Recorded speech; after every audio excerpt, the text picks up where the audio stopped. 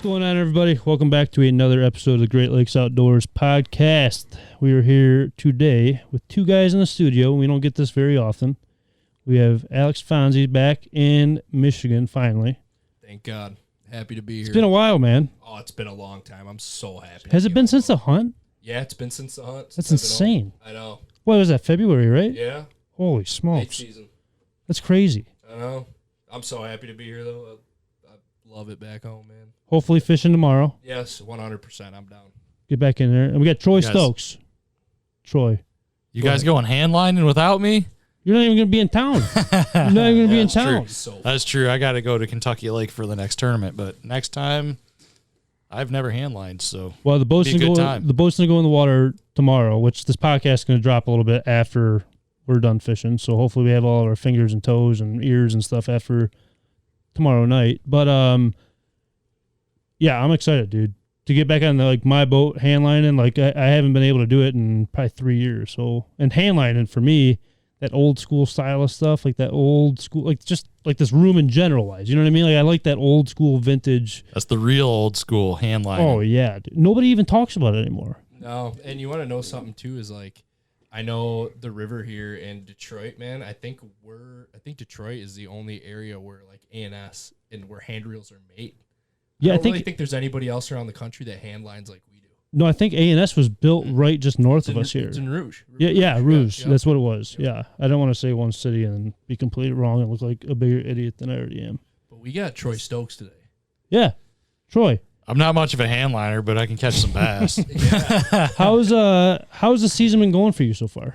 So far, it's been real good, actually. I've had 3 major tournaments, and I've cashed a check in all 3 of them. So we're going down the right path this year, and we're doing a little bit of a mixture of old school and new school, trying to kind of some of the newer technologies, taking pressure off of areas, and I'm taking advantage of both. So it's working out so far. So this year, you're going into the year. I mean, it's still so early for the bass, I feel like. I mean, how many tournaments have you been in so far? 3 major ones, but, I mean, we've been down to Texas and Kentucky and Georgia already. So I don't know how you do that, man, driving all the way down there to Texas, Georgia. It's long. I actually drove to Texas. I was sick. So it was like a 2-day drive. And took 2 weeks off COVID? It was right. No, I don't know what I had, man. It wasn't good, but I was just kind of zoning out when I was driving, I guess. But it made for a long ride, and then it was tough practicing too because it didn't kick out of me until a little bit later. But this year, as of now, I mean, you said 3 big tournaments, right? Yeah. Are you feeling more confident or more, just laid back, kind of doing your own thing? Like you know what you need to do, you know the steps that you need to take. Like you're just kind of in the groove more this year. Oh, absolutely. And really, last year I was in the groove as well. It just comes down to just having some more freedom to do it. Well, last year some stuff happened though. No, was it work or something? I was working full time for half of the year, pre-fishing and stuff like that. So it just makes it tough to go and compete against these guys if you've never been to the body of water. Right. And this year I've been part-time the whole time, so I've already been down there. I go down ahead of time before the 30-day cutoff. I get to check it all out, do some graphing. Like last week I was at Lake Eufaula. I think I graphed almost the whole lake. And holy smokes. I know where a lot of stuff is already. So it's a lot easier going down there when you already know where things are in practice, official practice, and just checking some things and sampling it and seeing where they are and where they're not. So basically, plus, you know what they were doing 30 days ago because I was catching them good, and you can just, it's a lot quicker of a process. Basically, you're telling me you can find out where Hoff is at on the bottom of the river somewhere. Yeah, oh yeah. Okay, all right. Yeah, you can. Making sure. You're just looking around. Yeah, I mean, it's a lot of days of idling and just looking around and just trying to find the right structure. And I'm planning on doing that out here too. Lake Erie, we've got a big tournament out of the Detroit River in late July, and every calm day, I'm going to be out there driving around. If you guys want to come out, drink a beer, I mean, it's kind of boring, but until you find them, I'll be out there. I mean, as long as I will be out there. As long as Troy keeps his shirt on, because I'll tell you what, he's a little white underneath. I'm just letting you know. Oh my gosh, yeah. Farmer's tan or what? Oh, it's bad. It's real bad. You should have seen when we showed up last year to the little sandbar. Yeah. I think I was blinding all your whole, like everyone that came with you was like, who's this guy? Dude, it was this fridge right here. I mean, he was whiter than the fridge. I mean, he would have blinded the fridge. That's how bad it was. It was pretty crazy. Right now, my I don't know. You can't see it on the camera probably, but my hand is tan and my arm is white. It's that refrigeration. Yeah, man. Seriously. Now, Fonz, you're not a big bass fisherman. I mean, you bass fish, obviously. Everybody's bass fished. Yeah, you know what? Honestly, that's kind of what I grew up doing, was a lot of topwater fishing with bass and pike and like hand lining with my grandfather, walleye. But yeah, I mean, I love throwing spinnerbait, crankbait out there. I mean, in the shallow waters and catching them under lily pads. You know, finding where they're at. I love bass fishing. Did you get to fish like Detroit River, or where were your? Growing up here, it was always with, you know, I grew up fishing and learned from my grandfather. So as he got older, we stayed more just around the Metro Park area, like Celeron. We'd bounce maybe even as far as like DeKalb or Sugar, and just try to get into Humbug and those little inlets there where the water gets shallower, it's warmer. You know what I mean? Oh yeah. I mean, I don't know what it is for me anyway. Besides pike, anyway, I have terrible luck with spinner baits. I don't know what it is. It's not a Michigan bait, really. If you go down south, they work extremely well because there's so many shad. It works better here, actually. Detroit River is one of the places that has a lot of shad, so it works a lot better here. But like in the inland lakes, it doesn't work that I can't figure it out. I don't know what. Besides, like I said, pike fishing. Like I'll catch an ass load of pike, but like for largemouth, I've had phenomenal luck with the spinner baits. It's so weird because, like, for me. Yeah, around this area, a lot of shad, a lot of big shad too. No, with bass and spinnerbait. Yeah, I've had a lot. That's actually my go-to lure. 100%. That, or I like chatterbait too. Yeah, that works. I like chatterbait. It always works good in the fall. So if you're in the fall around the river, throw a big spinnerbait, reel it as fast as you possibly can. That's probably the best way to catch the big ones. Oh yeah. Oh yeah. That's a good tip. I'll tell you what, and I'm going to warn you now, Fonz. Fast. You know, I kind of told you the background story before we started today of me and Troy, right? And we'd go on the island and we'd talk fishing stories and see each other walleye fishing, this, that, and the other. He took me out on the river for the first time bass fishing, and I was like lost, dude. I'm walking up with like my one bait caster, and that's about it. He opens up his rod locker. He's got like 40 rods on the bottom. He's got a rod for this. He's got a rod for that. He's got a rod for this. And it's like, dude, I have this one rod for everything. I was lost out there. I thought I knew a little bit, but I knew nothing at all. So I'm just warning you on that one. Yeah, that's not to that extent, but that's Lance that we had on the podcast before.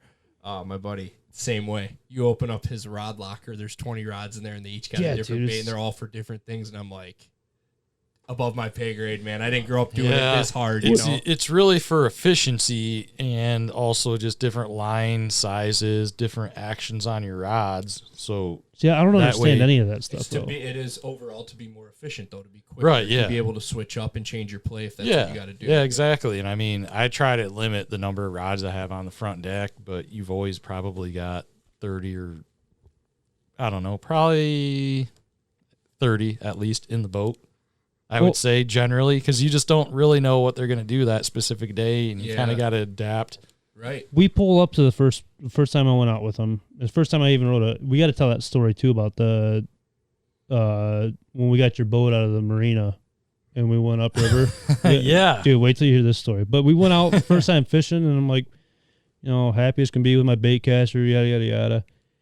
And he's like, yeah, we're just going to punch these lily pads. I was like, dude, it's like a foot of water. And I'm trying to punch these things, dude, and like just the weight going through the weeds and stuff. Yeah. Nobody does that here, by the way. Well, thanks for telling everybody now. But, dude, like he's doing this, and like he's like one after another, like just like a foot of water. And I'm like, dude, I'm sitting on the top of a topwater frog. I have, frog. Dude, no idea how to do anything. I was lost. Yeah, that was a fun day. That was fun. That was a really fun day. It was a good time. I mean, so I learned how small I was in the fucking bass community. Really, out here everybody focuses on smallmouth. So if you go out there with some heavy line, like we're talking 65-pound test braid, 1.5-ounce sinker, and you're like, you'll find where there's just a lot of stuff that's either floated up because, you know, all the pleasure boaters are running up shallow, cutting up the eelgrass, whatever it is, and it floats up in these areas where there's largemouth and there's weeds and sand and whatever underneath.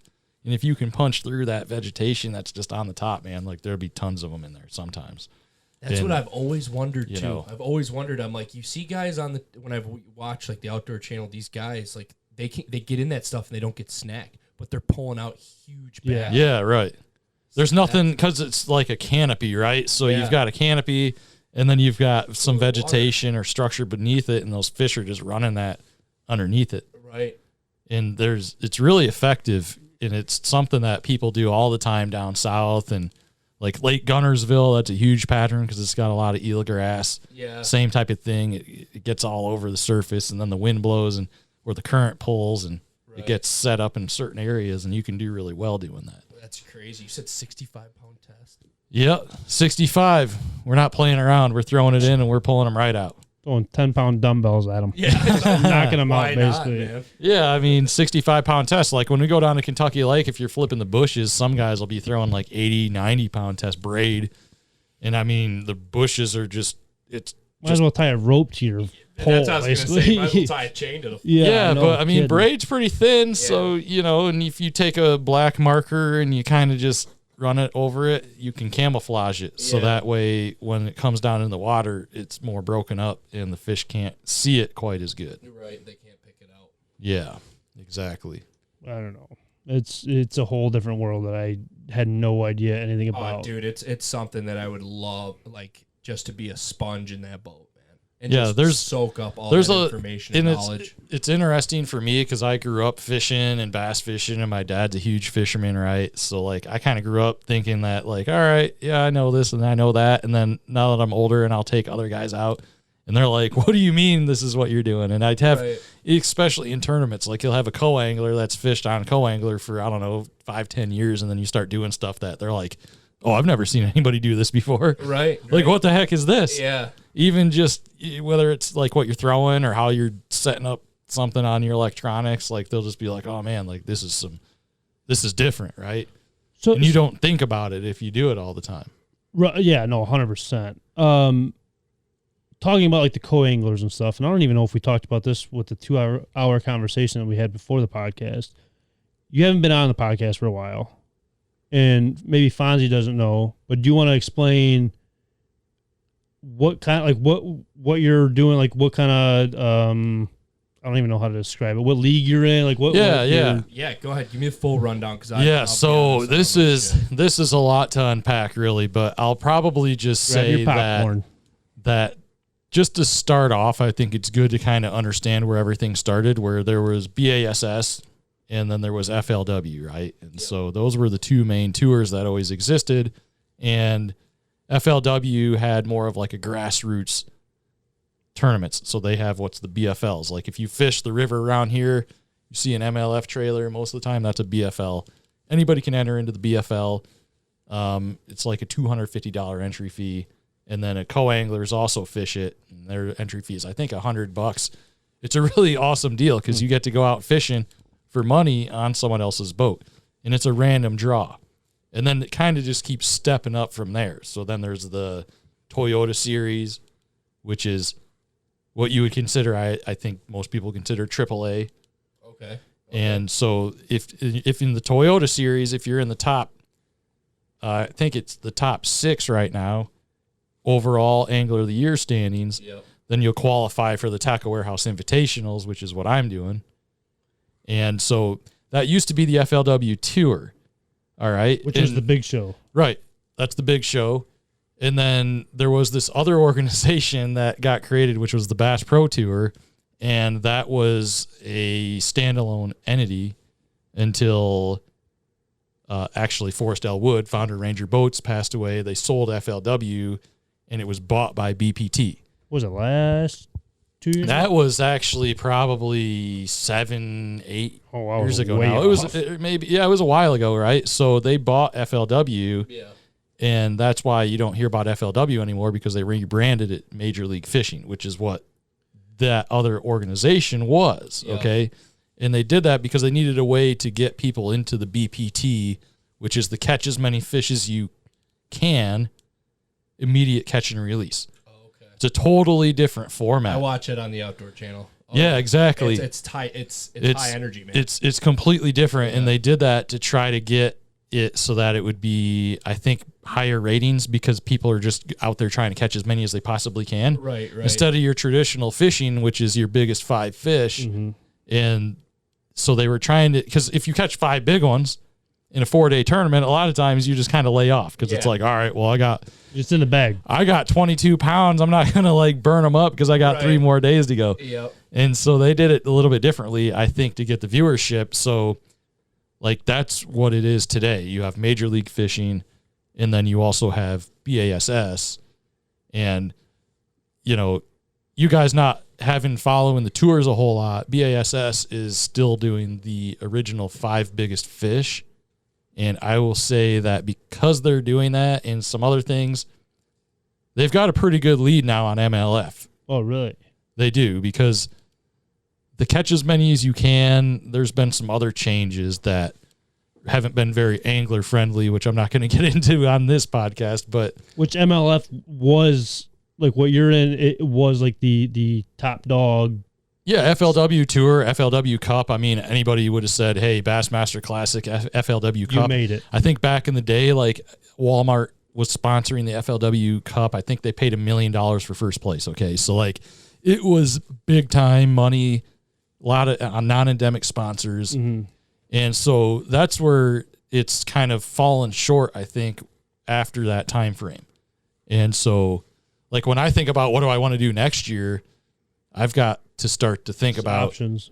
Do I have to move over to the opens to try to go back to the elites? Because what I want to do, like I would probably thrive better in the 5 fish format, right? Because especially with forward facing sonar, that advent of technology, like you can go out and you can scan around and you can catch a bunch of 2-pounders. Because in the MLF Bass Pro Tour, the top level of MLF, it's a 2-pound minimum, but catch as many as you can, and all of them count.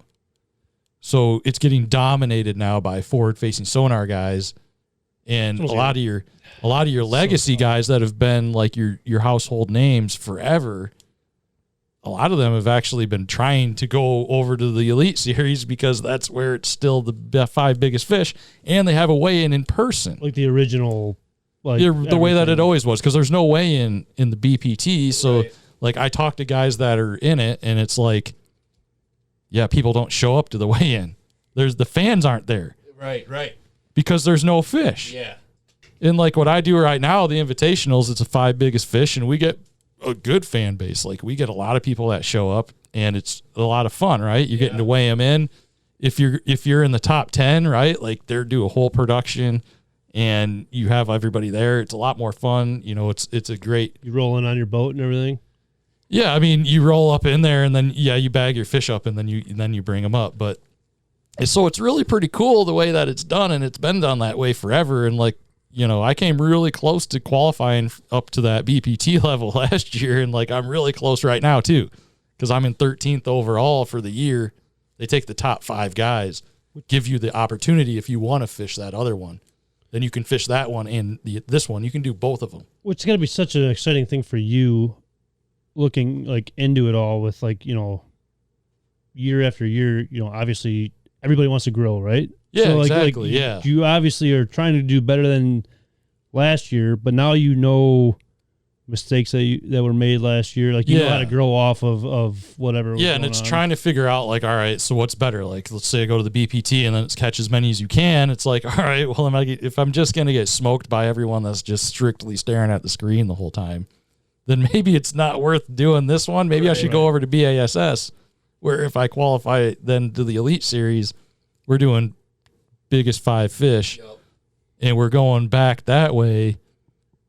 So I've been thinking about it a lot lately. That just made everything so much more clear to me, because I always wondered too, like, and I guess it's just my ignorance. I never looked into it, but I would always watch bass fishing tournaments on the Outdoor Channel, and then you would see where they're just ripping them in all right, go, rip it, get another line in the water. Let's go. And then you would see the guys that do the 5 biggest fish. So I never knew the difference between the two that really clears it up. Yeah, and you've got to catch 5 big fish versus like 50 little fish.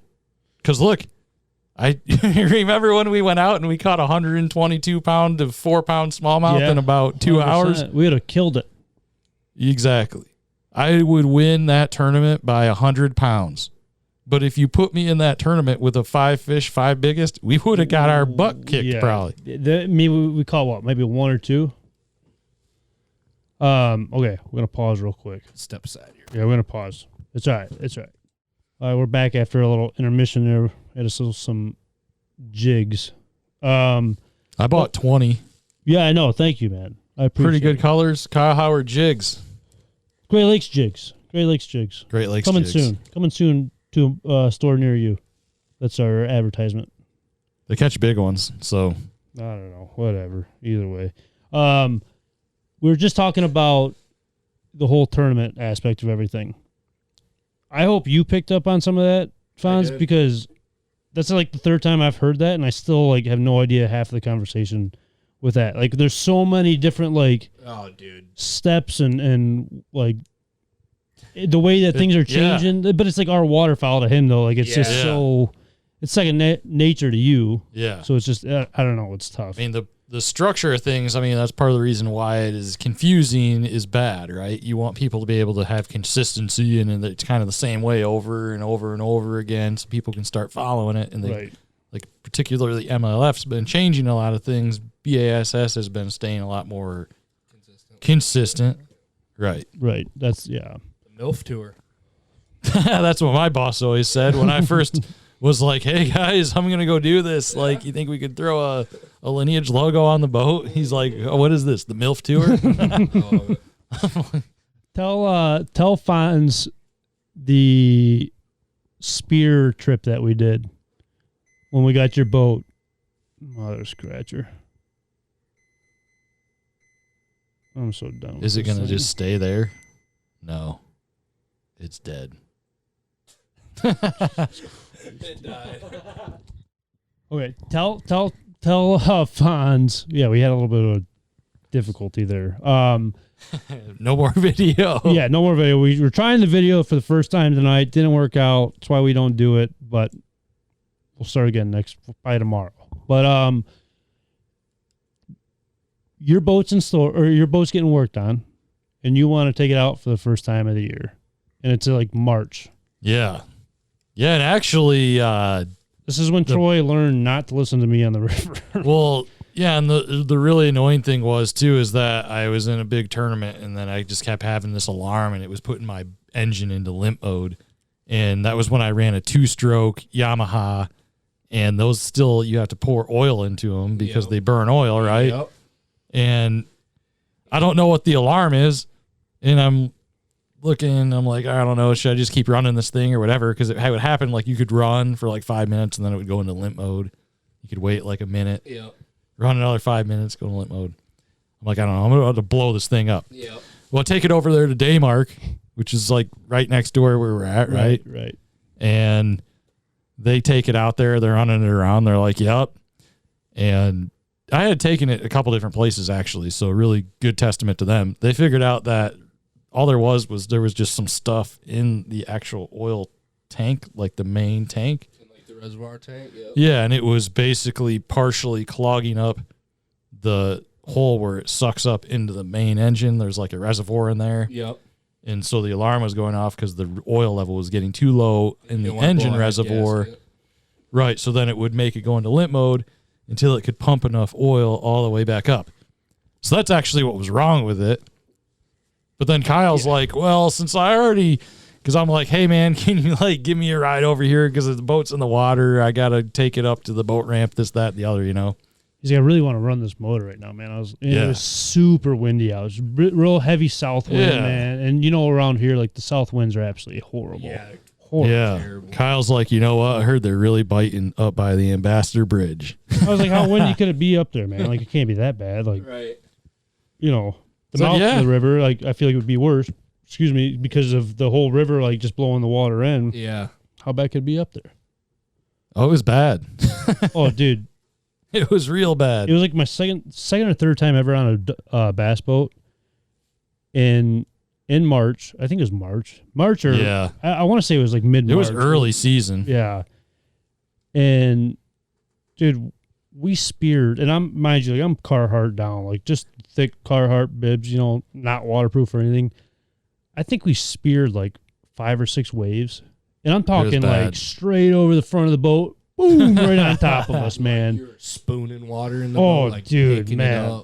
It was. Yeah, Kyle was wet. Whoa. I had a windshield. I think I was all right. But we invented the what is it, the ice plunge or whatever, the ice bath. That was the invention right there. The ice bucket challenge. Dude, we got out of that boat, man, and I don't think either one of us, I think Troy dressed more properly than I did, but I don't think there was any part of either one of us that was dry. It was a bad idea. Horrible. It was a real bad idea. That's cold. Because it's still so cold. Oh, yeah, there was no one out there either. Like, it's probably 30s. We probably should have just turned around when we realized, hey, there's no one here. No one else out here. We launched at a Wyandotte, no? Maybe launched right at a Wyandotte, I think. Yeah, probably. Dude, sometimes you think you're so smart when you go out there and you're like, oh yeah, 100%. There's no one out here. Yeah, no one you're here. Like, all right, I realize why there's no one out here. Yeah, here. catch the hint, bud. It's not too bad, like, when you're going out with the waves, with the wind in your nose, because it kind of keeps the nose up, and then you turn around and it's the opposite. Oh yeah, I will never forget that story, man. That was the. It's not good, but now this thing, like on that same boat, I ended up repowering with a 4-stroke Yamaha, and the torque on the 4-strokes is so much better that like you would have not even got a drip of water on you because you can just keep the nose up. Like that boat was a hell of a boat. What was it? You can run it straight up. 21 foot? That was an old school Ranger Z21 2007. A little nose heavy. Those boats were a little nose heavy. But once you put a 4-stroke on it, because I made the pro circuit with that boat. I ran all the way from Sandusky Bay to Detroit River with that boat 2 different times. And them bass boats, man. I had a 4-stroke on it at that time. But I speared a couple, but like it wasn't that bad. Them bass boats are like they're just a different breed though. Like they are so like versatile when it comes down to it, man. Like they're insane. Shallow water. I mean, the really rough stuff, man. Like it's not that good in the really rough water. Yeah. Oh, I mean, you're talking like 4 or 5 footers, yeah. Yeah, guys will run. There's some people that have the walleye boats and they rig them out like for bass fishing. And when they're fishing the tournaments out here, they hope it's windy because then they can run a probably solid 45, 50 miles an hour right into like 3-4 footers, where the guys that just have a standard bass boat, they're running real slow, like 25 miles an hour probably. Yeah. So they run straight there, get there, catch the fish. They're running back, and the other guys are like still going. And they're not even batting an eye at it either. They're like, 4 footers. Yeah, they're not worried about it at all. Yeah, exactly. And especially now, everybody's got so many graphs on their boat. Like the nose just gets heavier and heavier and heavier. So it's just you're fighting that battle of like being able to get to where you need to go. Right. Speaking of walleye, I mean, Alex, you don't really walleye fish over there, do you? No, not really. We've gone out and trolled for them. I mean, is there a lot of is the walleye population good over there? Yeah, it is good. It's just we don't have a big river system like we do here at the Detroit River. Right. There. You know what I mean? We do have the fox, but you can't even eat out the fox. So it's it's like the Huron River. Right. So it's like you know, and I love to eat walleye. Like walleye is my favorite. Walleye and trout, both the same in favorable, but So the fox is contaminated. That's what it is. Just wastewater from the paper mills. Yeah, it's still from the reports that I see and the people that I talk to out at the launches and stuff. They say it's still when they go out there year after year, it's still highly contaminated. Yeah, yeah. So that's surprising that like that kind of stuff's still going on nowadays with like the tree huggers, I guess. Yeah, it's crazy. There's so many paper mills. We don't even have any here. There's so many over there. It's a huge. It's detrimental to the fish. It's interesting. There's one way of fishing, And I hope my word stands true to this, kind of a little bit off topic, but I always tell everybody like about those jigs there. Yeah. I'm like, oh yeah, Troy, my buddy, professional bass fisherman, like he uses those for a smallmouth. Is that still true? Because you were for a while. Yeah, I use them. It's a little sneaker technique that I do. Okay, so you're not pulling my leg on it, making me feel good about my own jigs? No, not at all. Actually, right now, to be honest with you, probably one of the most effective techniques that people are using is called Demiki rig, and they're just throwing a jig head just like your walleye jig, 90-degree eye on it. It put a minnow on it, just like you would. I mean, basically, you can use this exact same jig, like a shiner or something, with a finesse fish minnow, like what everybody throws here. Well, that's what they're using when they're using the forward-facing sonar. So, like, they're seeing those fish out there, they're casting right at it, and then they're shaking it, and it'll wobble back and forth. Yeah. And they get it right in front of their face, and they eat it. So that's what's dominating bass fishing right now. Straight up, it's dominating it. Now, going back to the bass fishing, since you just said that, though, I mean, how do you feel about all that stuff? Because, hearing that kind of stuff, it's like, what's the true art of it all? I guess, and that's probably the argument. It's interesting because when you go down to Texas, like, I'll give a good example of what I thought was pretty odd to me. So you think about fish, right? And you're like, all right, bass, they'll be. So I guess here's a good question. If there's a nice green weed bed of hydrilla, scattered hydrilla out on a point, and then next to that point, so that's in about 5 to 7 feet of water. And then right out from that point, 100 to 300 feet, it drops off probably into about 20 to 25 foot of water. And there's a river channel out there, but there's not really much there. But there is a river channel out there on the bottom. Which is crazy even. Like where would, about a river, like if you were just traditionally bass fishing, like would you think, this is the springtime, water's in the mid upper 50s. Where do you think the bass are going to be? You think they'll be in the nice green weeds on that point, or do you think they'll be like suspended in the middle of the water column over the river channel in 25 feet of water? Oh, I assume they're on the bottom. I'd say that, yeah. So in Texas, like those fish are just like following these river channels, but they're not on the bottom. They're like they'll be like 10 feet underneath the top of the water. Because of the current wise? No, they're just like following the river channels. They call them drains down there, right? So like they'll follow these drains. And so I actually started a tournament on Sam Rayburn. I was fishing the weeds because it was the best stretch on that big major point. And I'm throwing a rattle trap and a Carolina rig, and I'm catching a lot of fish. And they're all like pound and 3/4. And actually Dakota E. Bear was right out from me. And he had a camera guy in his boat because he lives there. So it was day one of the tournament, and they were assuming he would catch him, right? And he's out there, and he's throwing like a freaking Demiki rig, catching 3 to 4.5 pounders, like just 10 feet off the top of the water, like 10 feet down above this creek channel, and just catching a bunch of them. And I'm sitting here in this weed bed like, man, this is crazy. That's right where I would have went to. Like you said, the weed, I would have went right to the weed bed. That was the craziest thing to me. I mean, you're 200 feet away from the best weed patch on the point, and I'm catching pound and 3/4, and they're out there in the middle on forward-facing sonar just catching big ones. I'm like, this is crazy to me, right? Yeah. So that's where, like, how does it impact it? It's interesting because it's teaching you a lot of different things that you wouldn't have thought. Because most people are like, yeah, I'm going to fish the weed beds. It's going to be they're going to pull up in there. It's going to get nice and warm. It's sunny. The water's coming up. But to counter that, though, I mean, it goes back to, like, the art of it all, though, right? Like, to learn that with yourself instead of, like, technology, I guess. I don't know. I feel like there's, I like the old school style of it all where, like, me with my bird hunting and stuff, or me with my turkey hunting. Like, I'm trying to figure out everything that those birds are doing at the time and trying to outsmart them and want to figure it out myself. I feel like I'm just skipping steps if I'm so obviously in a tournament, it's different. Right. There's something to be said about that for sure, because like the old school way of doing it is like knowing seasonal migrations, knowing where you think they're supposed to be. But I can attest to like how many times that I've known where they're supposed to be and they're not there. Right. And they're doing something else. And it's like, well, what's going on? So there's a guy who's really lighting up bass fishing right now who I really appreciate. He's a 100% forward-facing sonar guy. His name's Drew Gill, and he's kicking butt. Like there's a BPT tournament going on right now. I'm pretty sure he ended his round in second place, and he was laying off because they reset the weights. And he's like, you get a lot of hate for it.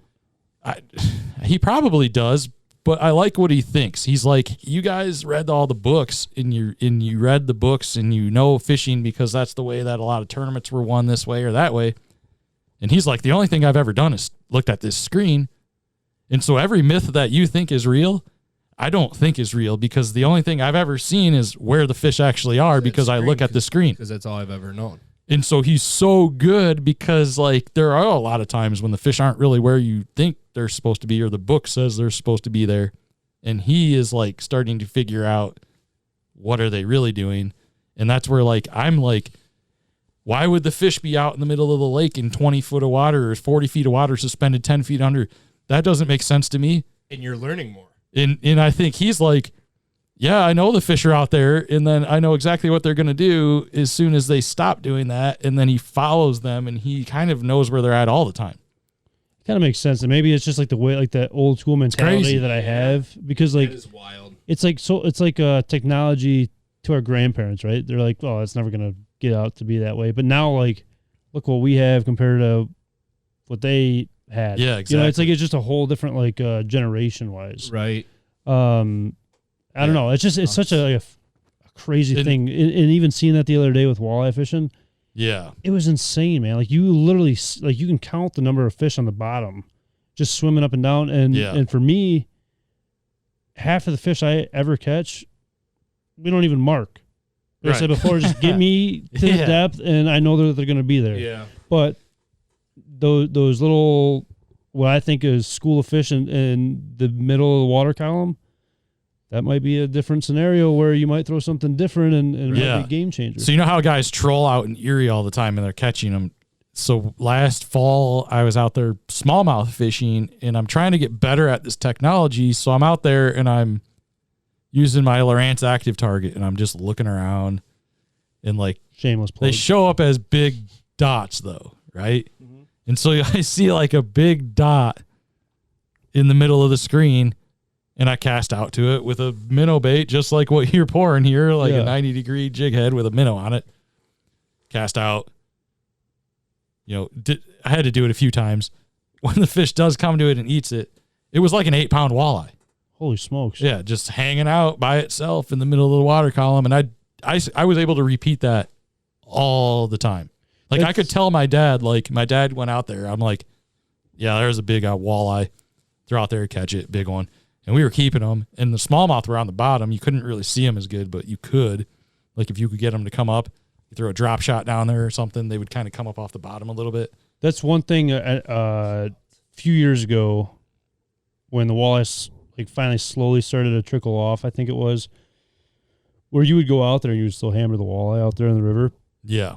Well, you were literally, you'd find a log, you could see, like I remember you telling me the story, he would see like 7 walleye back there, like behind this log on the bottom.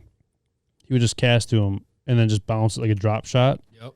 Yeah. That is one thing that I do want to try, because I feel like casting to walleye, or like I'm always trying to find like a different way of doing something. Yeah. Like our waterfall spreads, like trying to be different from everybody else, more realistic. Like, yeah, I don't know. That's another thing that's just interesting to me to learn about. I've got a video that I need to put together that's actually a few years old, where I was casting to walleye in the Detroit River and just snapping the jig and snapping it back. And it was crazy how many I was catching.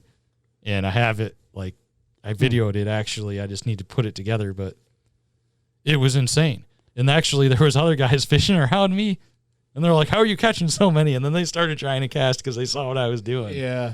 And I always think it's crazy when people do cast out there, because like we're so used to out here, it's like just vertical jig and that's it. You know what I mean? Nothing. Right. Exactly. And I think that's where I want to cast to them and try to find those school of fish out there, because a lot of those fish, you know, those holes that we know, you run over at one time with your boat and they scatter and they're lockjaw for a while. And I don't know. That's right.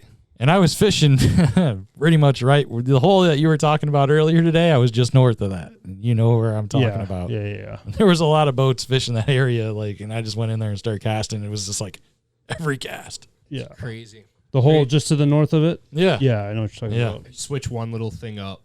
That's what I'm saying. Just casting, yeah. I mean, and it's just you're snapping it. It's a different look. Look they've never seen. Right. You know, they're used to seeing the same old shit, vertical jigging off the bottom. You know, exactly. It's like, or hand lining, whatever, and it's like just that little change. However many people drift over these fish every day, I mean, it's absurd how many baits they see. It's crazy. I would love to know, and you would never be able to know this even closely with the people going to the docks that are at their houses and stuff.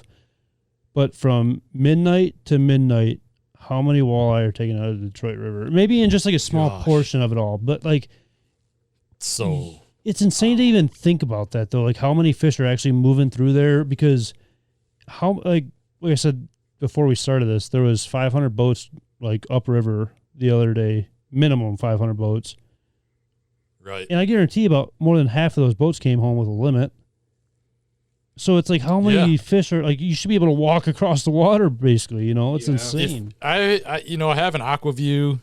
And I've thought about dropping it down this time of year. Yeah. Just to see. I need to do it. When I bring my bass boat back, because I can hook it right into my graph, and that's I was how I do say, it. I want to see that thing. Yeah, I've done it before, not during walleye season, and you'll see walleye, drum, you'll see smallmouth. Sturgeon, everything. Right. And it's pretty good visual on them. Yeah, if you do it this time of year, it's got to be insane. Actually, I can record the video. So don't let me forget. In 2 weeks, let's go out there and put some video on and share it with people. 100%. And that'd be so cool. It's almost like this podcast, right? We're talking about this kind of stuff for people to learn, which for us, we feel like we've been all over the place with all the breaks that we've had to take so far. But there's so much knowledge going into it all where we're even learning ourselves about those fish on the bottom of the water. Oh, 100%, man. 100%. How are you fishing this time of year? I mean, right now we're early April. Water temperatures they were the other day anyway, about 44, 45 degrees, I want to say it was. Yep. How are you fishing? I actually fished the same bait the whole time. I just changed the cadence. So I used one of your jigs, what is this, a 5/8? 5/8, yep. 5/8. I put a finesse fish on it. And if it's clear water and sunny, I actually use a natural colored bait. A lot of guys will just throw Pimp Daddy all the time. Yeah. I think if it's clear and it's sunny, you really should throw a natural color with a natural head because of the visibility and they could see. Yeah, it looks more like a minnow, but and then you've seen when it gets dirty, people start throwing atomic chicken, right? Isn't that the color that they call it? The crazy orange one. Yeah, dude. There's so many names. You guys, so many names. You guys would go crazy. There's names where people will order jigs from me, and it's what did you even just say? Are you speaking English? Right. Every company's got its own name for the colors and stuff. Yeah. And I'm what are you talking about? I'll pour you these ones, but I don't know what that one is. Atomic chick. It's orange with yellow on the top, and it's got some silver sparkle. I'll pour you a fire tiger, but it's about how we're going. You know what I mean? It's just one of those things. I mean, right now, are you using minnows down there or no? Are you personally, I don't really ever use minnows. I just went on a trip with a buddy of mine who had a guide take them out, and the water temperature was colder. It was 2 weeks ago, so it was mid to upper 30s, and they had minnows. And so I was putting minnows on, and we caught a limit pretty fast. But I don't, honestly, I don't know. I don't see a difference between if it makes a big difference. The current's so fast, they have to make a decision, eat or not eat. Right. And I think the bigger difference is the cadence, right? So this time of year when it's colder, I'm raising it up slow and I'm dropping it slow and just touching the bottom, and then I'm raising it up slow. Guys just out there, and I'm dropping it down slow, right? And a lot of guys are just jerking, basically. I mean, they're 39 degrees outside. You think or 39, the water temperature. Yeah, and they're catching fish, but half of them they're probably snagging. They're feeding the geese, man. Right. Yeah, right. But that's the thing that's like, I go as far as like at this time of a year with the water's like as cold as it is. If a wake comes, I'll just hold my rod still and I'll let the wake kind of just take the rod, because then those guys are call me crazy. But if you're jigging with the wake, it's almost like you're doubling the jig itself. Yeah, you're doubling that the motion. I know what you mean. Yeah, like you're taking it up like way out of their strike zone, right? And instead of just leaving it right there. That's what it is. Like when the water is 35 to 45, the strike zone's probably really a foot off the bottom, if that even tops. Right? I mean, they're so lethargic still. Like exactly, they're insane. not moving as fast. Exactly. I've seen later in the year, like when they're already mostly done spawning, you'll see males suspended up a foot or two off the bottom. I've seen that plenty of times where like they're actually off the bottom, and I think that's when. Like I've heard other people say, like a lot of people when they're newer at jigging, they jig a lot higher. Yeah. And they'll get out fished. And I think that's why that happens is like sometimes when you pull it up higher, more fish see it, they're more aggressive, they're able to move because they're looking up current, right? And they're like, oh, there's something, and they'll actually shift over and eat it on the way down. But normally this time of year, you got to keep it foot, maybe, I mean, honestly, probably 6 inches. And I will say one of the top things that I see with taking like, I don't want to say just new people out, but a lot of people out fishing, even like I don't even want to say veteran guys, but well-seasoned guys, the slack in the line on the way down kills people. That like to me, that's key too. Like that's like probably the second thing is keeping that line tight up and down. Like as soon as you get that fish slack, good luck. Right. That's I mean, then you don't feel the bite either. No, you won't. That's what I was just gonna say. You don't feel. Yeah. There's too much like slack I was thinking about it the other day because mostly this year I've taken people out that don't walleye fish much, and I was like, almost every single bite I'm getting is on the way down, and I'm just feeling the tick. It's probably within 2 inches of the bottom when most of them are biting. Mm-hmm. Yeah. On the way down, like I'm like, and they might be instead of feeling the hit on the bottom, it's just like dunk. Yeah.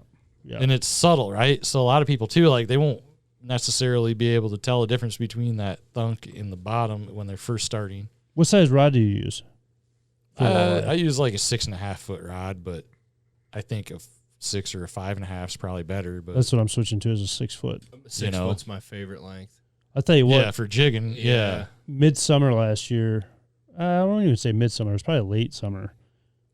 You might even been. Maybe you weren't out there.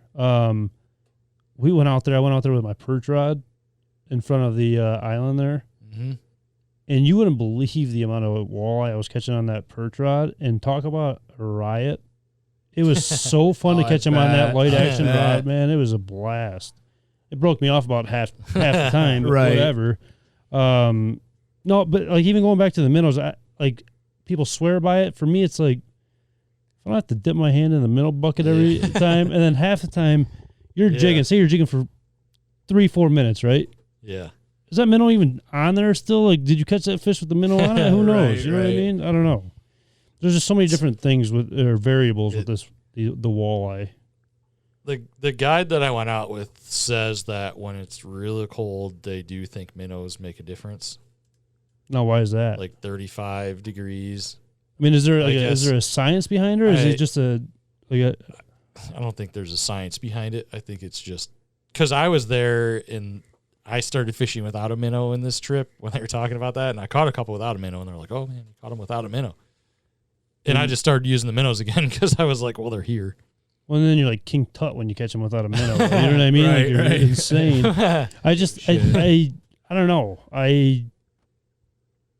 It's almost like does the head color matter? Like you can go out there with a bare lead jig and catch. I'll say this much: the color of the minnow bait matters, and it changes throughout the exact same day. Like if you go out like we do a lot of times after work. Just the minnow portion of it. The finesse minnow of it. Okay. Yeah, the minnow portion. So a lot of times I throw I think it's called green ice. Mm-hmm. Green top, silverish, flaky bottom. And that one works really good. But I'm telling you, and this is just through being out there a bunch of times, once the sun gets down, like you know how you always talk about they start biting really good when the sun gets at the tops of the trees? Yeah. Once it gets to about there, if you throw on purple ice, which is why I have these purple heads in here. Yeah. Like Chelsea will tell you this too. And, you know, she doesn't fish nearly as much as me, but like it'll get like that. And she's like, where's my purple one? Because it works so much better. Like we'll change from the green ice to the purple ice and we won't have caught anything for 2-3 drifts. Change to purple ice. Boom. Smoking them. It is big weird. ones too. That's crazy. The big ones, usually the big ones start eating. It is weird, like the color change, like because that's why, like first thing in the morning we go out there and even hand lining, right, and even trolling. We're starting every single rod at a different color, trying to figure out what they want, what's going on, because I don't look too far into like the colors, I guess, kind of thing. Like I'll find a color that I don't know. I'm kind of like a ADD where it's like. Doesn't got to match, but it's got to look good to me. It's going to catch me more than it does fish. Yeah, but like, it's a confidence thing for me too, I guess, which kind of contradicts the minnow situation because I feel like that's a whole the minnow. I guess is what I'm going back to, like the minnow, the lead head, like it. I don't know. Yeah, confidence is one of the biggest things in fishing. I mean, you've probably got baits that you like to fish. Oh yeah, I got a certain two colors in my spinner baits. I don't know what they're called, but They're one's a red. It's like that jig I pulled out, red, white, and tan. Mm-hmm. Yeah, kill bass. Yeah, and if you catch them on that, you're gonna keep throwing it. You probably keep catching them on it. Yeah, that's I don't know. You ever throw that Arkansas Shiner color? Yeah, with a glow bottom. I don't know why that color. What color does that look like? I don't know if I have the glow bottom. Have you made me one of those? No, it's the finesse minnow. Oh, the finesse minnow. I've thrown the Arkansas Shiner. I don't think the glow bottom though. So it's basically just like a brown with like a creamy, clear bottom. It's very natural. Yeah, super natural. Okay. That, no matter what, I always seem like it does very good. And then for me personally, later in the year, it's almost like the chartreuse color, like the finesse chartreuse clown kind of color. Seems like it just goes crazy like later on in the year. I don't know why, or maybe like just the red on the clown color. I don't know. It seems like there's certain times a year even where like colors matter.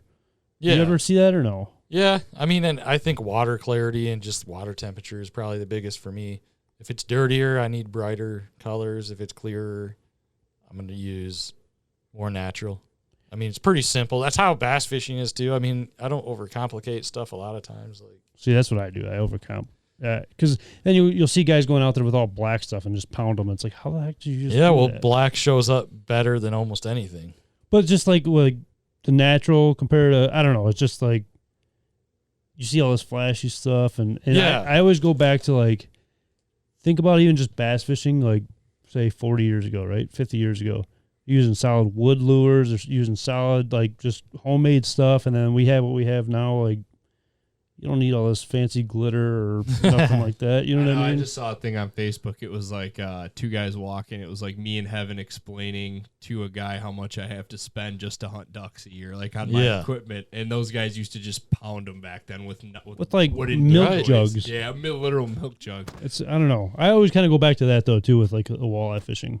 So I mean, for you fishing the river, I mean, our river run, I'd say early to mid March, it starts off like way upriver, like where we speared like 6 waves or whatever it was.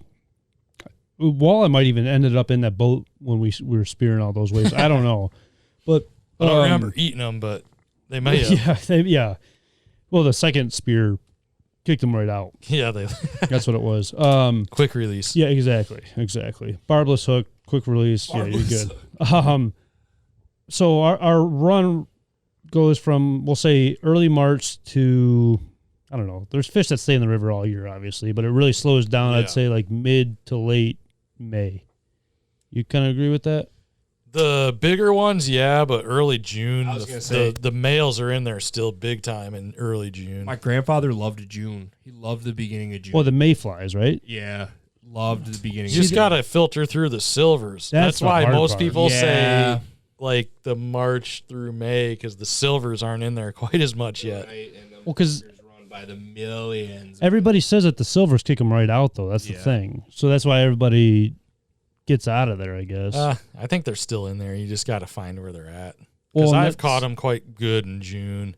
We put dates on all of our bags of fish, but I'm only catching like the probably 15 to 17 inch males in June, which are perfect though. Yeah, I'm not catching any of the bigger ones. Like this time of year, actually, so the first 2 days I went out, we were catching kind of smaller ones this year. And then the last day, they were all bigger ones, like, threes, like 3-pounders. It has been. They're just coming in. It's which, just for the people watching this, what is today's date? So that is the 12th. The 12th, because I know this is coming out a little bit later. Yeah. But yeah, I mean, the big ones are coming in. So that Michigan Walleye Tour tournament, that's this weekend. Perfect timing. Out of Metro, like they're probably going to catch giant bags. Well, if there's water left in the lake with all this wind that we're getting. That's true. I can't wait. Because that's kind of how I grew up. My grandfather got me into the silver bass fishing at Hurock Park.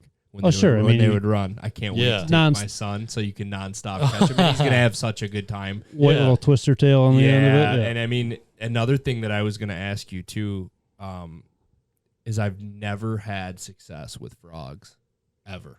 Paddle frogs are my absolute paddle go-to. frogs. I've always had the frogs with just the braids on the back that come off. But yeah, the little tails. Tassels, yeah. But I mean, is there any advice you could give for me or the viewership? Like post spawn. Patience though. Post spawn. Yeah, but you know how many times that spawn that I see guys throwing the frog out there, and as soon as they see that weight come up, they just rip it out of their mouth. I mean, that's probably two different things. There's the jerking too early, which is the easiest thing to do. Yeah. Right.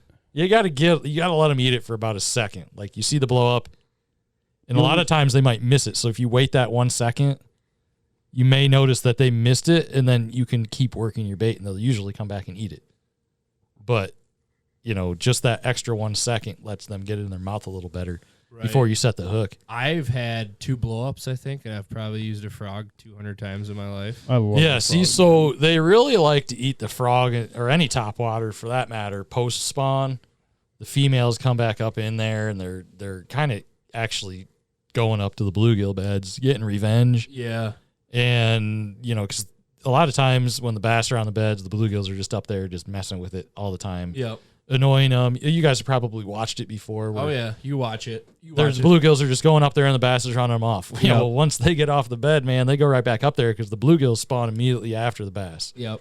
And then they're like, hey, time to chow. Yeah. And for whatever reason, they really like to eat topwaters that time of year. Okay. That's good to know then, because I always wondered that. I always had buddies that were like, dude, get this frog. I got fucking 30 frogs in my tackle box. You know what I mean? I love the way they look, and I love that whole aspect of that.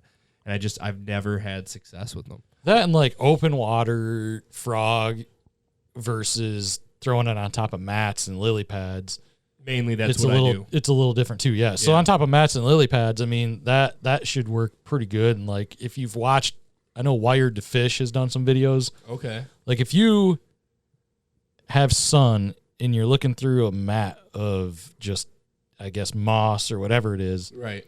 The fish can basically see straight through it. Like it's crazy. They took a camera and they put it underneath like pads. Yeah. And underneath moss and stuff. Right. And when the sun's out, they can see straight through it. So like they can see the silhouette of that frog really, really well. And so no, I didn't. Yeah, I never knew that. Yeah, you don't think about it. I didn't think that either until I watched that video actually. And so they can actually see it pretty good. So you kind of got to keep it moving and get some of those reaction bites when it's real sunny out. Okay. Yeah. I feel like knowing the waters that you're fishing with a frog though, and correct me if I'm wrong, but you talked about like that vegetation on the top, that canopy top, and then you got the nice bottom. I feel like a lot of guys that I see fish frogs in very condensed vegetated area where there's might be a bass, but like it's so overgrown. They were there a month ago and you did really good, but it's so overgrown. Like that it's not really a secret spot, but my little spot underneath the, what I'm talking about, that you can barely fit your boat back in there. Yeah. Underneath the bridge. Yeah. Like it gets so overgrown a certain time of year where I don't think there's any bass even back there anymore. Maybe way in the back where it's like less vegetation, but knowing like how thick that stuff is down there. Yeah. Because of When oxygen level, right? Yeah, when it's too thick too, they're not in there. Like even when you're throwing a frog, that's why pads are pretty good, right? Because they got a lot of spacing underneath them. Yeah. There's got to be somewhere for those fish to be. Okay. See, I'll be honest with you. I didn't even know that when it gets too overgrown and thick like that. Yeah, if that it's they wouldn't be if in it's there. completely just weed choked out and there's nothing underneath, like it's Yeah. just weed. Usually you're not gonna get that many bites. That's good to know. Or they'll be on the outside edge. I was gonna say, because I mean, how are they even gonna like strike at anything Right. when those minnows can just dip into the Yeah, And they can just cut around it. And that's where like pads and they're those gone, right? those pads, stuff that's blown up into a bank where it's got a good open bottom. Yeah. Like that type of stuff works really, really well. And that's why, because there's room underneath it. So it's just like shade, right? Like they're just sitting under it. Same reason why they get on boat docks. That's crazy. But I'll say even this too, though, where, you know, fishing the canals, like how we grew up around here, I'll see a lot of guys fishing straight out first instead of like clocking it to where it's like the banks first. Yeah. And working their way out type They'll go out to the far or the far fish out there, and it'll scare all the fish that are like right off the shore, and they don't even know it, and then they're not catching anything. Well, I'll tell you what, the bass come in way earlier than anybody thinks they are, because probably right now we've had some pretty warm days. I bet you right now in some of those canals, the biggest ones in the lake are in there right now. I know the one guy that we were talking about earlier when the boys were here. Yeah. Pounded them like 6 pounders. Yeah, big ones. The big ones come in first. Usually the biggest ones come in first. And when most guys are fishing in there, you're catching a lot of like 2 to 3 pounders. Same with your old not house, like back 5 over and 6 pound. Yeah, exactly. That was insane. I've gone out there before just for a couple hours and caught like a 25-pound bag like this time of year. And when you go out there a month from now, you're not going to catch 25 pounds. There's not even 25 pounds in there probably. I was going to say, you might be getting 10 pounds. For your best 5 fish, right. Yeah. Like there's a lot of 2s and 3s, but like those really big ones come in earlier.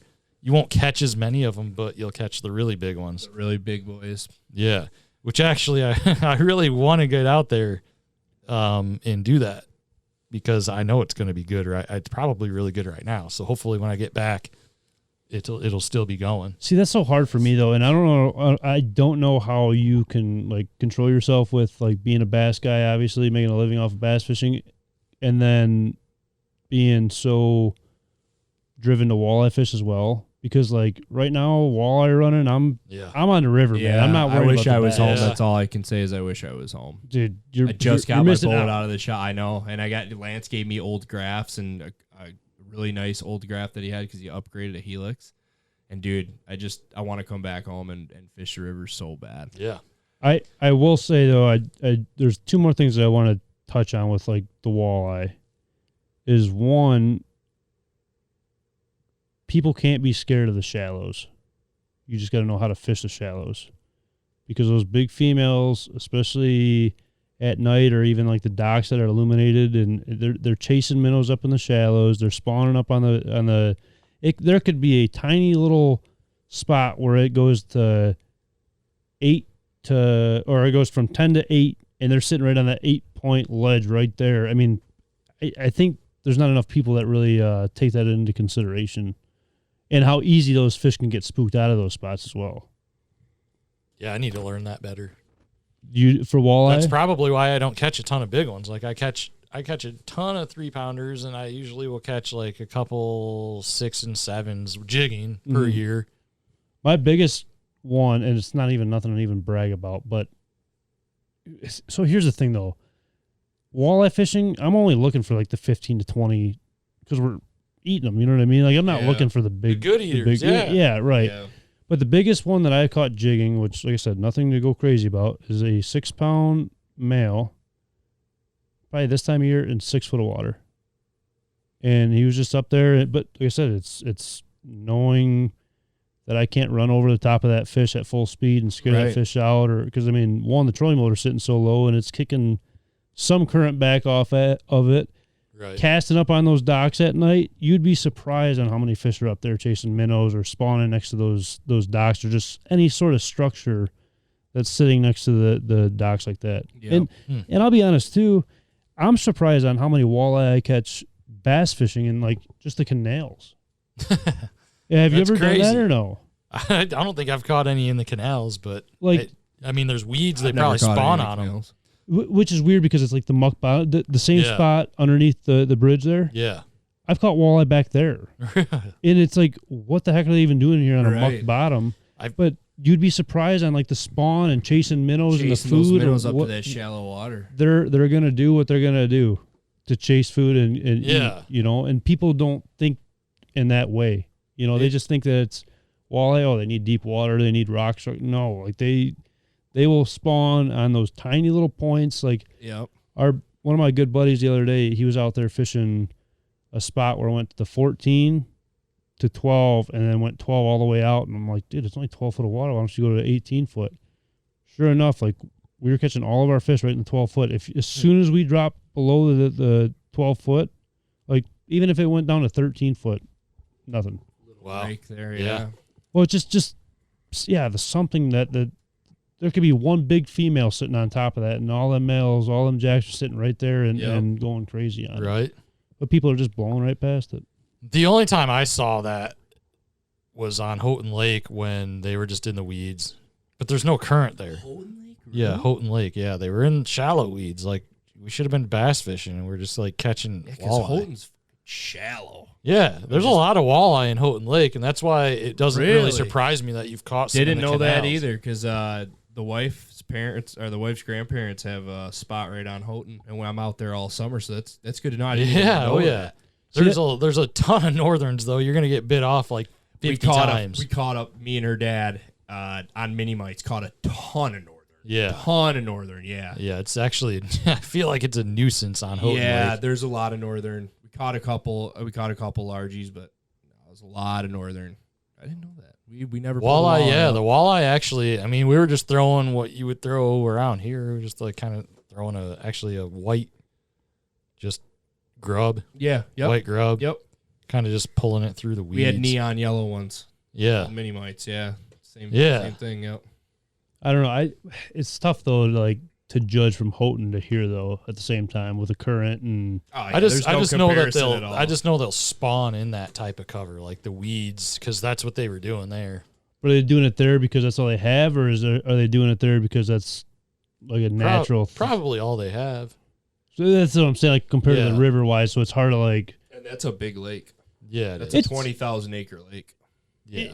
It's a big lake, yeah, but I mean, like they don't have the rock structure or just any, hard cover. Yeah, or, without having the current, it's definitely different. right. But like I noticed here, and maybe you probably know a lot more about the perch, because a lot of guys ask me about the perch, and I've been able to do good when the water was high, fishing shallow weeds, and now that the water's low, the shallow weeds I was fishing aren't really in the water too much. Right. So what the heck is going on with the perch game out here? It goes back and forth. I feel like. I mean, you hear a lot of guys doing good, but It does. like It does. I feel like perch for me is like one of those things where Oh, it's so good. I love catching them, I love eating them, but I don't want to spend all day chasing them. Right. My favorite time to perch fish is as soon as the ice starts melting. You get into those marinas and you get right on the ice shelf because they're using that little bit of cover that they have left, like at the docks or whatever it may Yeah. be. And what is the bobber, the slip bobber? Yep. You throw the slip bobber out there right next to the ice shelf and you'll pound them. But like this time of year, I don't know. I'm not really keying in on perch, especially the summertime. You see those guys out in the middle of the lake. Can you Yeah, imagine I don't sitting know what still they're doing. I don't either, and I wish I did. The only thing I know is that, and I haven't even been because there was ice for a week this year in Wisconsin. But like Lance and those guys back where I'm from, man, they pound jumbo perch at ice fishing. But that's the extent of what I know about it. I would not know where they're at or. See, it goes back. I'll say this: it goes back to knowing our waters around here, right? So, like, there's one island. I mentioned it earlier. It's a pretty go-to walleye spot on the other side. Right, yeah. And people don't realize, it's 18 on one. It's just like the island out right here. the one hole. Yeah. One side it's 20 foot deep. Right around the corner it's like 4 or 5 foot deep, and there's a ass load of perch sitting right there. But nobody thinks about the shallow water. I think the shallow water is so overlooked it's not even funny, to be honest. Yeah, they probably just follow that deep water and pull right up there and spawn on it. Actually, it's a good idea.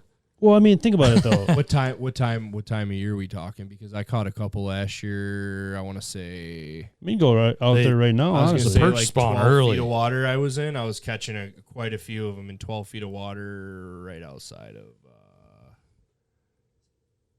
it had been later in the year though. No, this time of year. No, it was in like beginning of June, like 12, 13 feet of water. Oh, June. Okay, so Yeah. summertime though. Yeah, Okay, yeah, that yeah, makes yeah. sense. When When I was catching the big ones out of the shallows, it was actually earlier than this. It was the beginning of March. March, yeah, Before the walleye bite was even really good downriver. yeah. That March is usually like the first week of March is usually my go-to Yeah. perch time. Or like I said, as soon as that ice starts melting out of there, and it's nice too because a lot of the guys aren't getting out there because might be some ice still on the boat launches, and a lot of guys aren't able to launch their boats, or they don't know those back marinas like we do, so it's nice to get out there at your local spots. And then there's the guys that go drive out and anchor their boats on the cross dike, right? And then they go fish the other side of it. There's a lot of fish there too. There On are like some small an inch of ice that's melting. Oh, those guys. Yeah. Those guys. I'm talking about summertime Yeah. when the guys are fishing small. No, above I'm the talking rock like wall.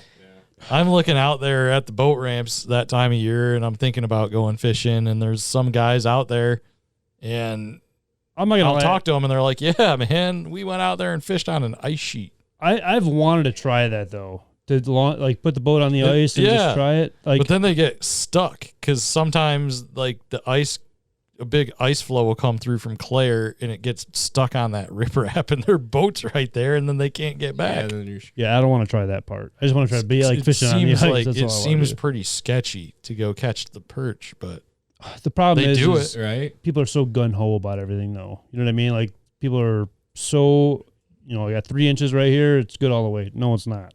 Or they'll get a little bit closer to shore where it's that's another thing with ice too. Like people don't think they think it's stronger Yeah. as like earlier, like towards shore, and it's like the complete opposite, out It's a towards the middle. complete opposite with ice. Right. But people are so, like I said, so gun ho. It's like the early walleye run, right? You see one picture of a guy that caught 6 walleye, like good walleye, and there's 200 boats out there the next day. Yeah. You should see the fox in Green Bay. I went over the bridge like 2 weeks ago, and there was probably 90 boats on one side and 60 boats on the other, and I'm like, all in like a 1 mile radius of each other, and I'm like, what the It's fuck? crazy. See, I wish Nuts. I don't know how big the fox is by any means, but I wish I was only seeing that amount of boats out here. I know. And that's one thing, and I don't know how you feel, Troy, or It's smaller. Fonz. Well, I will purposely take go anywhere where there's less boats. I don't care if there's 2 or 3 boats, because if you're telling me that same channel that you're fishing on that runs right into this hole, that there's no fish here instead of like in the big group of boats, you're crazy. Like there's fish everywhere in that entire river right now. Yeah. Like my favorite spot is the spot I was telling you about for smallmouth. Yep. To the north a little bit, and I'll go out there. The most people I've ever seen out there walleye fishing was maybe 6, 7 guys, and they're all tournament guys. And you're pounding walleye. Well, we went out there, didn't we? Yeah, Yeah, we went pounding out the there walleye once. out there, and you don't have to worry about a soul. Like you're just Yeah, I agree 100%, especially like where the boat ramps are around here. God, man. Oh, yeah. And look, the 3 times I've gone out this year, I didn't go very far, but they were biting. I was surprised. There was like a lot of boats the day of the eclipse, and they were still biting. Because I've noticed just from when we were fished during the week compared to the weekend, I mean, my dad will come on the weekend, and it's like, telling my dad all week, oh, yeah, we're limited out in like Hammered an him. hour and a half. And then he comes, and 6 hours later, we got a limit.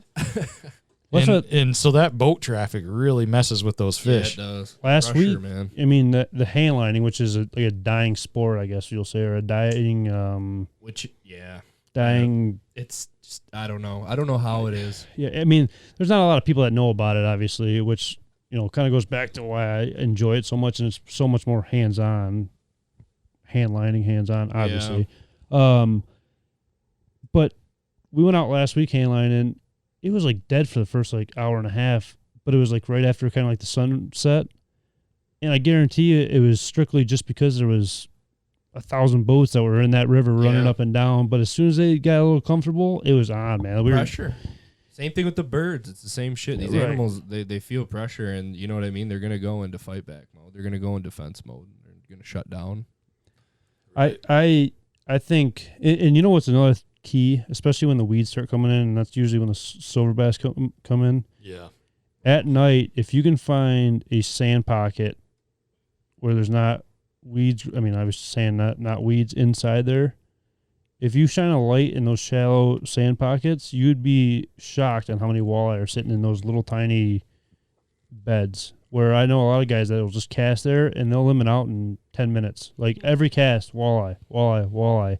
And that's the spot thing where the silver bass come in and people aren't catching them as much. You go offshore a little bit where they're not, like the silver bass will follow shore. That's how it always goes. If you get to that spot again, it's off the shore a little bit. They have nowhere to like follow to make their way up. Yeah, you might catch one or two a straggler here and there.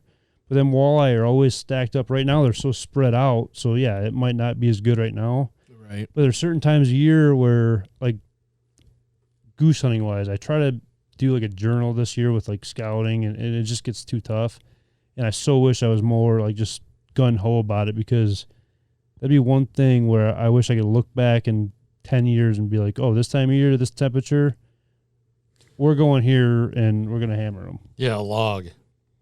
I'm so bad at that too. I tried to do it this year, and I can't keep up with it. Gosh, I need to do it. I take pictures a lot of times of like my graph and stuff that has the temperature, and then you can go back and look at your phone. But my dad used to do that. It's as easy as putting it in a folder. But then you have all of them right there just to look at. And you could be like, yeah, I was fishing this lake this day, this water temperature, this wind, and here's what I did to catch them. Right. And me and my dad used to go through his old logs when we were fishing like Tuesday night tournaments, and it's crazy how effective it is. So I don't know why I haven't done it. Right. Because you forget, like if I don't fish a lake, especially what I'm doing now, like I fish it 2 or 3 years later, it's like, what was I using? Yeah. Right. I mean, I can't remember everything. I might know I was throwing a Carolina rig, and then it'll be like, well, I know I was throwing a brush hog, but what color was it? Right. And I can't really remember all the time, and it's kind of frustrating, but it's pictures are one thing, obviously, like, because I'll do that a lot with waterfowl hunting. You can't always see the temperatures or the wind or whatever it may be, or the weather that just came. Strong north front for waterfowl hunting, like, right. And also these birds are here. Same with fishing wise. If you had, whatever happened, and that's what, like, all of a sudden the fish like really turned on. Pictures. I'll go back 2-3 years and be like, oh, we were over here at this time of year. Looks like similar temperature. Let me go check over here. And then what do you know? There's birds over. It's such a occurring thing. Yep. And that's what I'm almost kind of worried about with the river, with that hot water discharge shutting down now. Yeah. I wonder how that's going to affect the walleye run.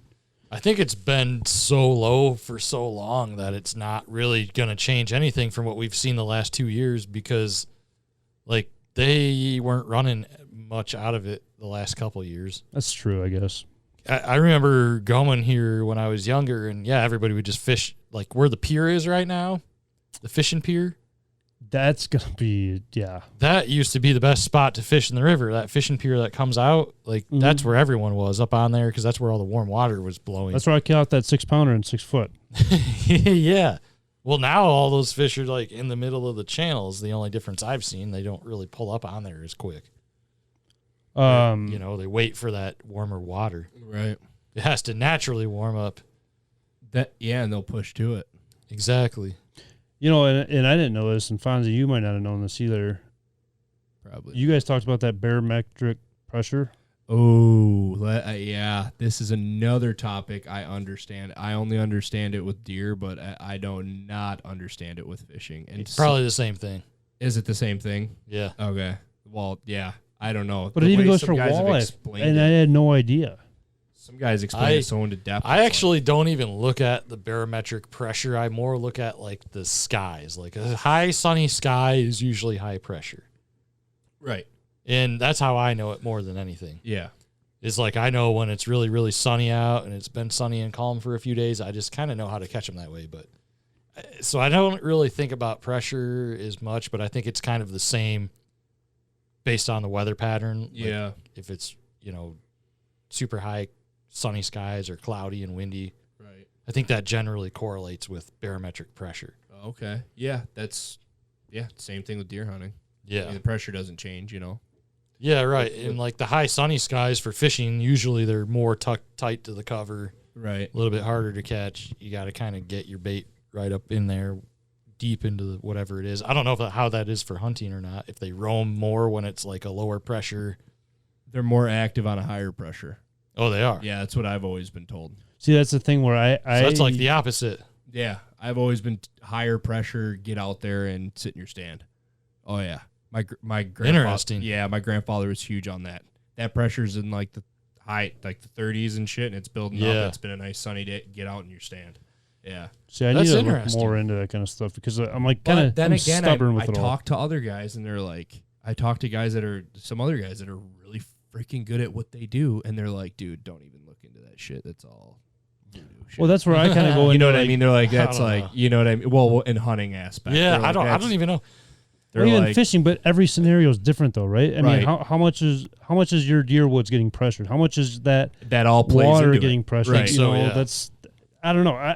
I'm too stubborn to like kind of really look into it, which I should just to have an idea of it more. You're more like me, where you trust your eyes and that's it.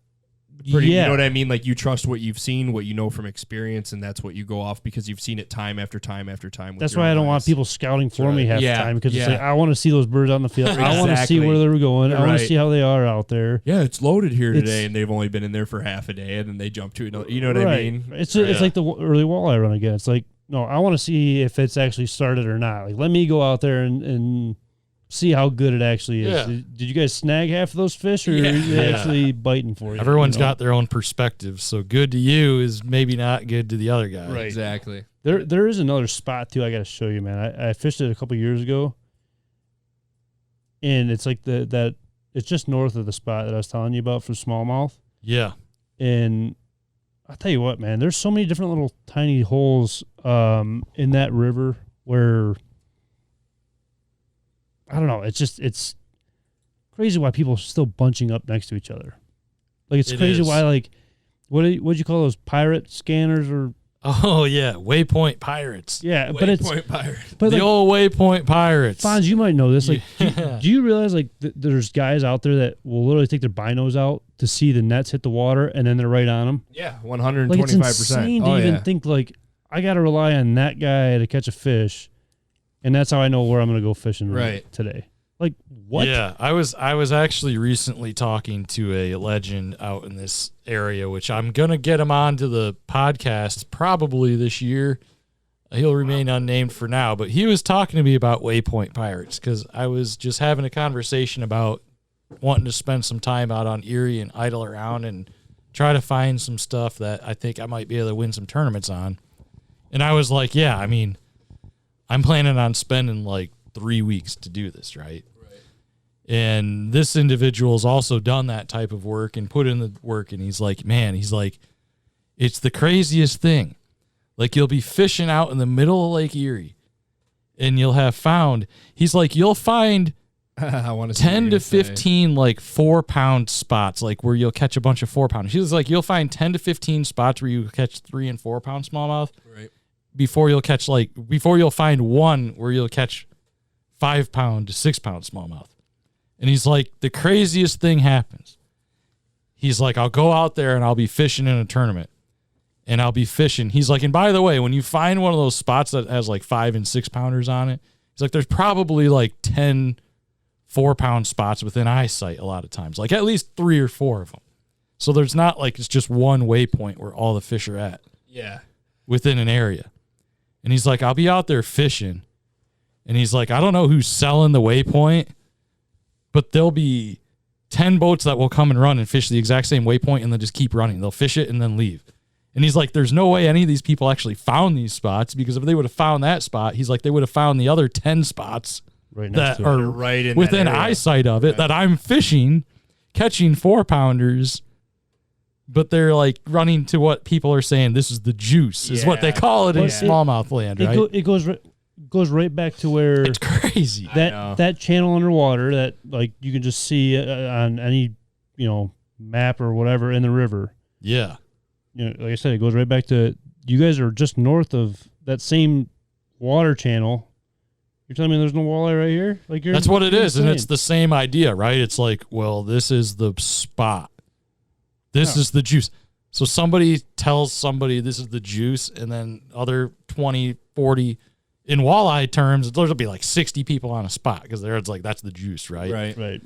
But to your point, yeah, if you just get outside of that, there's always other spots where the fish are at. And especially when it starts getting highly pressured, you can go outside of that area and catch them. And I'll tell you one thing, too. I don't care if you tell me you got to go here, we just hammered them here.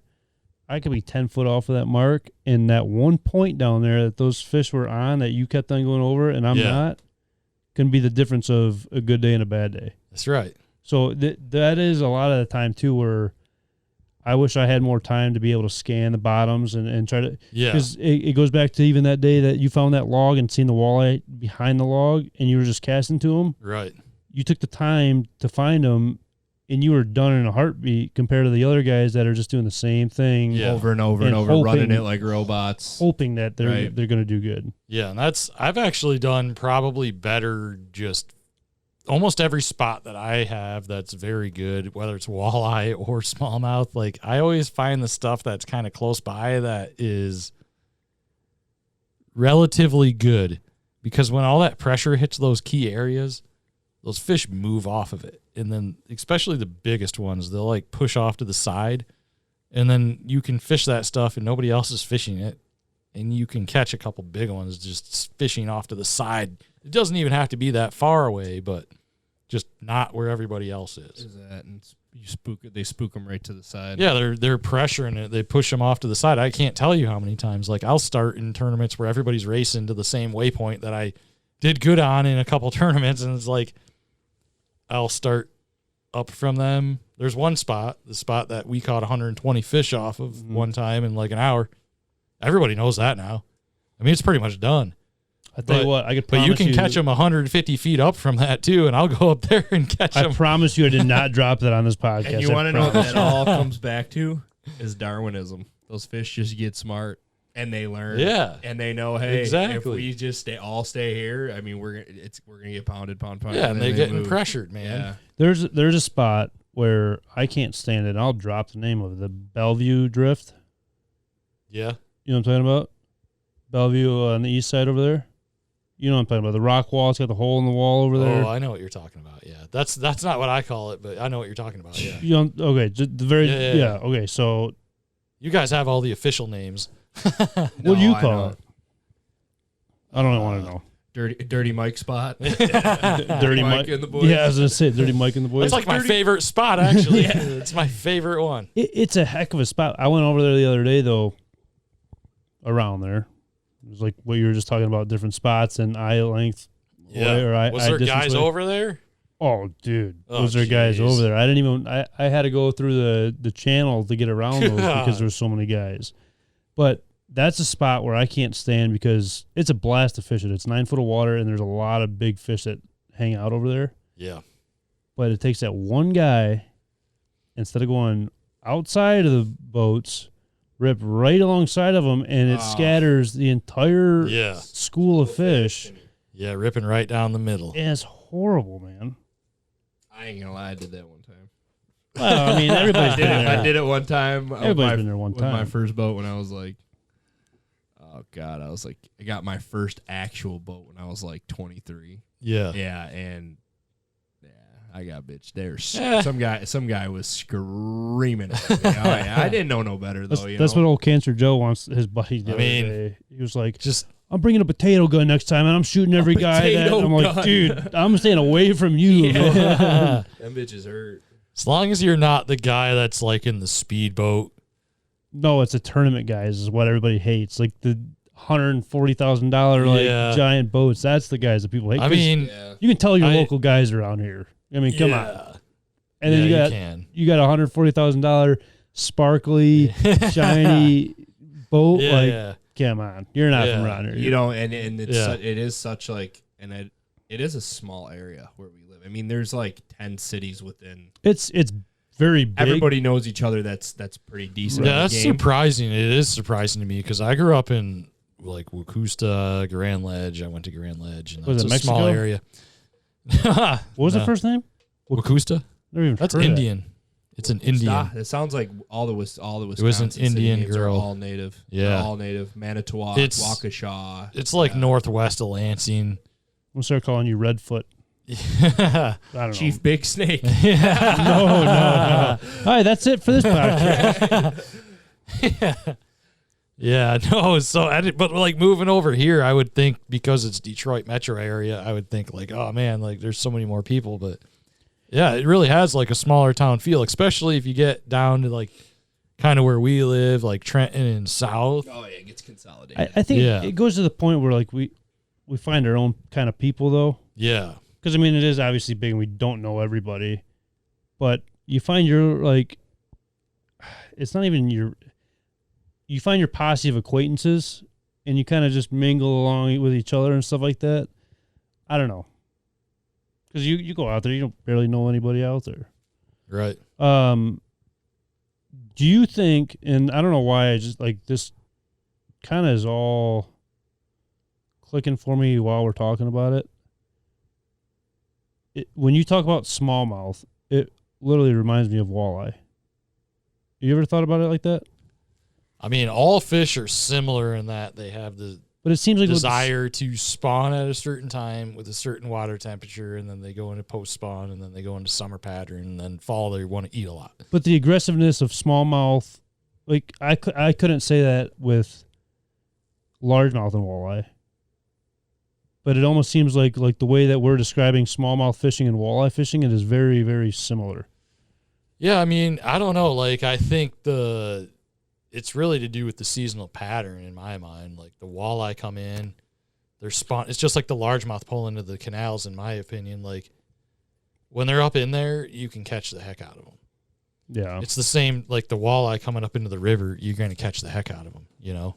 Now, another thing is that I've been hearing a lot of, and maybe you haven't, like with the whole walleye run, that a lot of guys are switching over to bait casters now.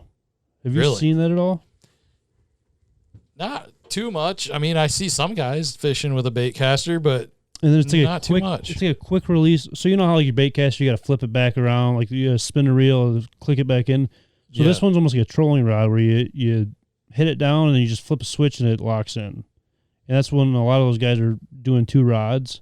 Oh, yeah. Which I never even thought about this either. So it's dropping to a certain depth automatically. Well, like instead of reeling it in, like it's all just one-handed. Like it's just a flip of a switch. Oh, you click the button, it reels it in? Well, you yeah, I wish.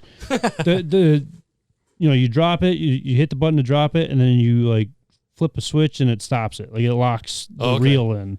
Yeah. But then I didn't realize, though, too, those guys that are doing the double, which totally makes sense when I heard this.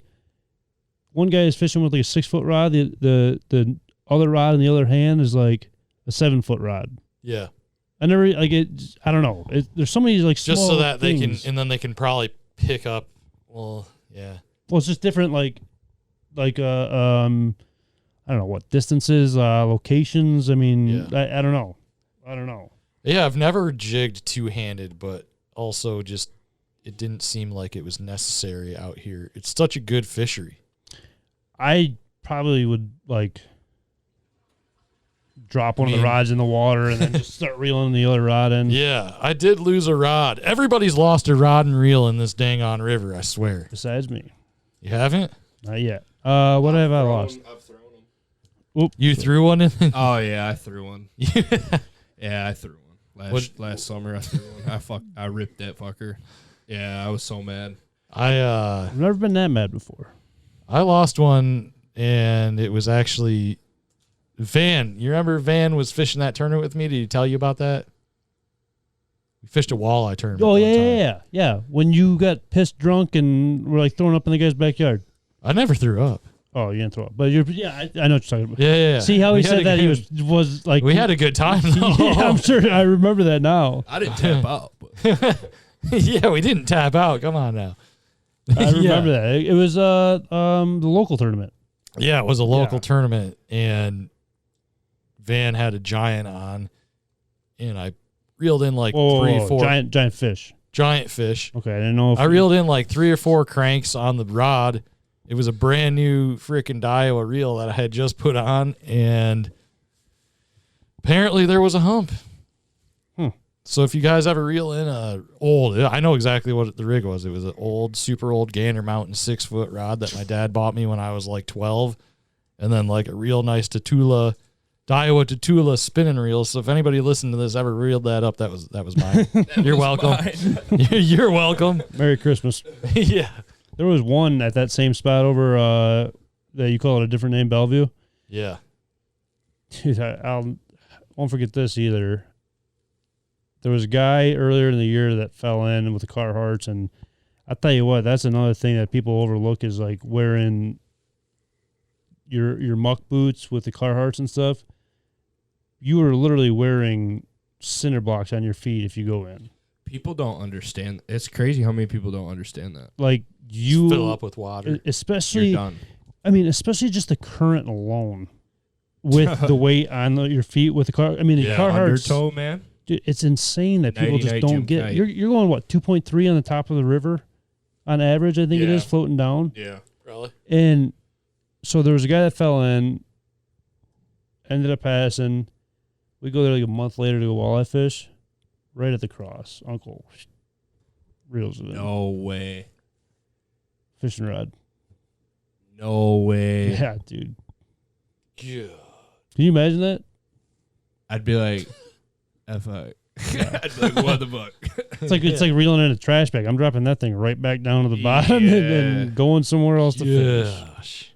Yeah, you leave it lay. I'd leave it lay. I don't know. That's a piece of it's a sad piece of a story, but leave it lay. Were you out there that one time almost sunk that jet ski?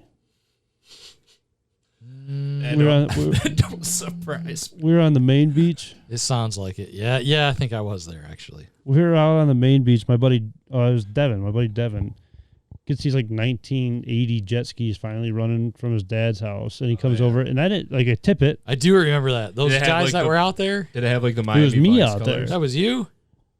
This was like That was you. 5 years. No, not last year. This was like 5 years ago. Yeah, no, I think that was 5 years ago. Okay, that probably was. Yeah. So I didn't realize the old jet skis like you got to tip it a certain way. Like you got to roll them back over, like clockwise or counterclockwise, whatever way it is, because the seal is however it is. Like if you roll it the other way, it's basically just scooping all the water like right into the jet ski. We get on this thing, dude, and it's not starting up. All of a sudden, I'm looking up into the sky. I'm like, oh, this ain't good. Next thing you know, I'm floating. There's about a foot of the jet ski floating next to me. And there's 2 things going on in my head. 1, I don't know how I'm going to pay for this. 2, I'm so glad that I just made a whole new structure on the bottom of the water because nobody else is going to know that this jet ski's here. And there's going to be a lot of walleye sitting right behind this jet ski. Right. Yeah. And I'm going to have the waypoint of it. Nobody else. What makes you go for bass instead of like a walleye tournament? Like what kind of sticks you with bass? Yeah, that's what I want to know too. Is it just like how you grew up? I mean, look, if I went out there on the Michigan Walleye Tournament this weekend, I would get my butt smoked. But like what I don't know how to catch giant walleye. Yeah. I don't really know like what the 8-pounders want to eat or where exactly they're at. I just haven't studied it, I guess. Right. But yeah, I grew up Totally bass fishing with my dad, so I mean, like I kind of learned that, and it's got the most established like tournament structure, I would say. Yeah, I could see that as well. It's definitely got the biggest following, and it's definitely got the biggest tours. So that's probably part of it too. Okay, that makes total sense. I mean, I don't know. That the tours, yes, 100%, and opportunities out there, I guess. Yeah. You've got now the high school teams and the college teams, man, it's really blown up. It's crazy how much those school teams have, ain't it? Yeah, and they're good. High school and college, like you said. And they're good, yeah. They're very good. I know. I think that's so cool. As something I kind of did want to touch on is you started that program at Central Michigan. Yeah. How hard of a process was that to get that approved through like the AD and to go through that whole process? What does that look like? It was interesting. So when it first started was actually the first year that FLW, that was when it was still FLW, they did college fishing. And so like I was working with them directly, and it was a TV show, right? The TV episode? Didn't they have a college fishing? They did, yeah. FLW put some of the college tournaments on TV and things like that, but they had a good backing, and we ended up starting off like as a club sport actually. And so we were able to get some money from Central, and some of the schools down south, like they're huge varsity teams. Like they have them on varsity team. Yeah. And so people are getting like scholarships. I know at this point now there's like team boats. There's a guy that went to your old school. He had a full ride off of bass fishing. Which old school? Your high school. Woodhaven? Yeah. Full ride, I believe. I could be wrong, but it sounds good. In the state of Michigan, Adrian College is by far. I know. Yep. A lot of my buddies play hockey at Adrian. Bass fishing. Why is college, that though? But yes, because they are extremely pro fishing. Like they have a coach that's really, really good. I know a bunch of the guys that have fished on that team. Chase Seraphin, remember we were talking about? Oh yeah. You know somebody that's not related to him. He fished on the pro circuit with me for at least, I think it was the first 2 years that I did it, and he came right out of Adrian College and did that, and he was doing very well. So just the mentors there. Yeah, that's the thing with that whole college, any sport, even hockey, like even their club team that just won the national championship, shout out to those boys, but they put so much money and respect and time into those sports, even if they're not the NCAA sports. They really freaking do, man. It's crazy. That's what I was going to ask you. I mean, that was it. There was probably some people that, like, you brought up a fishing team. They probably laughed at you for bringing up a fishing team. Yeah, so I had some good support there. Actually, Central was pretty positive on the whole thing. The one thing that prevented me from being able to get, like, a full varsity team that was funded by the university was exactly what you just said, NCAA sanctioned. Yep. I was going to ask, is there any fishing teams that you guys know that are NCAA sanctioned? I don't think so. I was going to say that'd be sweet. It's just some of the schools that are like, hey, we don't really care. We're just going to cover it anyway. And Adrian, I believe, is one of them. I think they have like 3 boats that are there for people to use that are on the team to go to the competitions with. And I just talked to Chase about this recently. He said, look, a lot of guys already have boats, so they might send, 6 teams to a tournament. Yeah.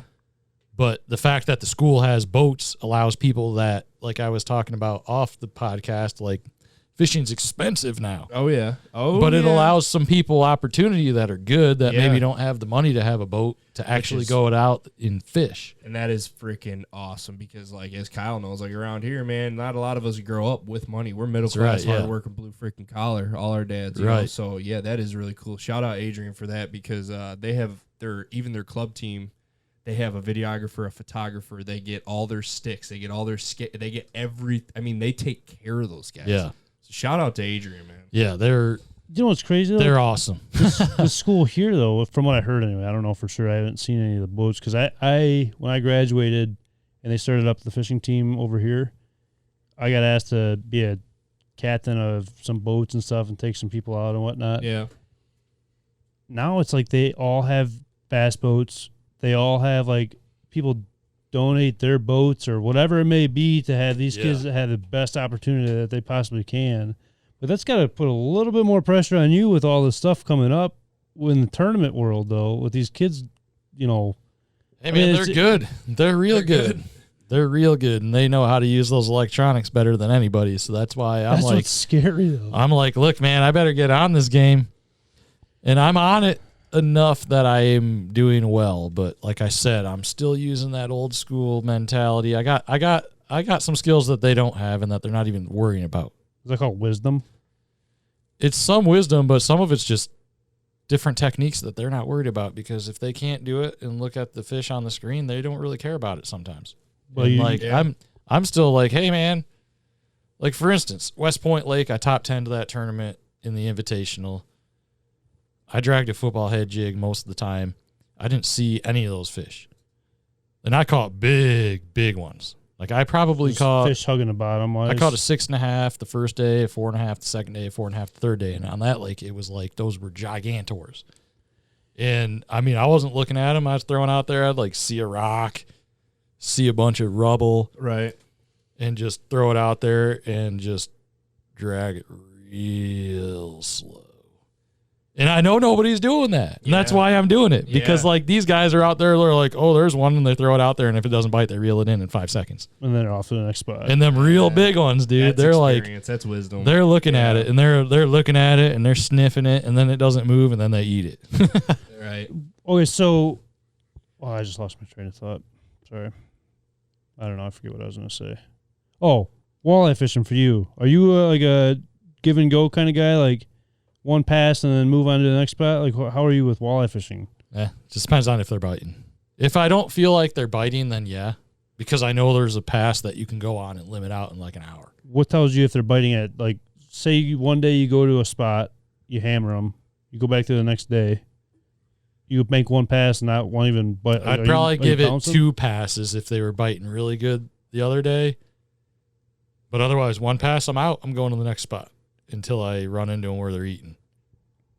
That's what I do the same thing. I feel like I should be more patient with it all, but it's so hard to be like when there's so many different spots. I mean, there's just a lot of fish in certain areas, and like I went out the other day. I did one drift and I didn't catch anything, and we went back and did another drift. We caught 7 on the very next drift. But it always so makes 2 drifts might be a good idea, Right. It makes me wonder though. Like I said before, you could be 10 foot off, and that's where the school is off of that one little hump. You know, Right. so it's like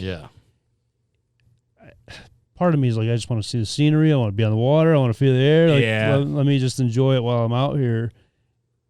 But at the same time, You want to catch fish. I hate leaving fish for the taking. for fish that I'm hoping that are going to bite somewhere else. That's right. That's a big rule, actually. They say that in the tournaments. Like, you don't leave fish to go find fish.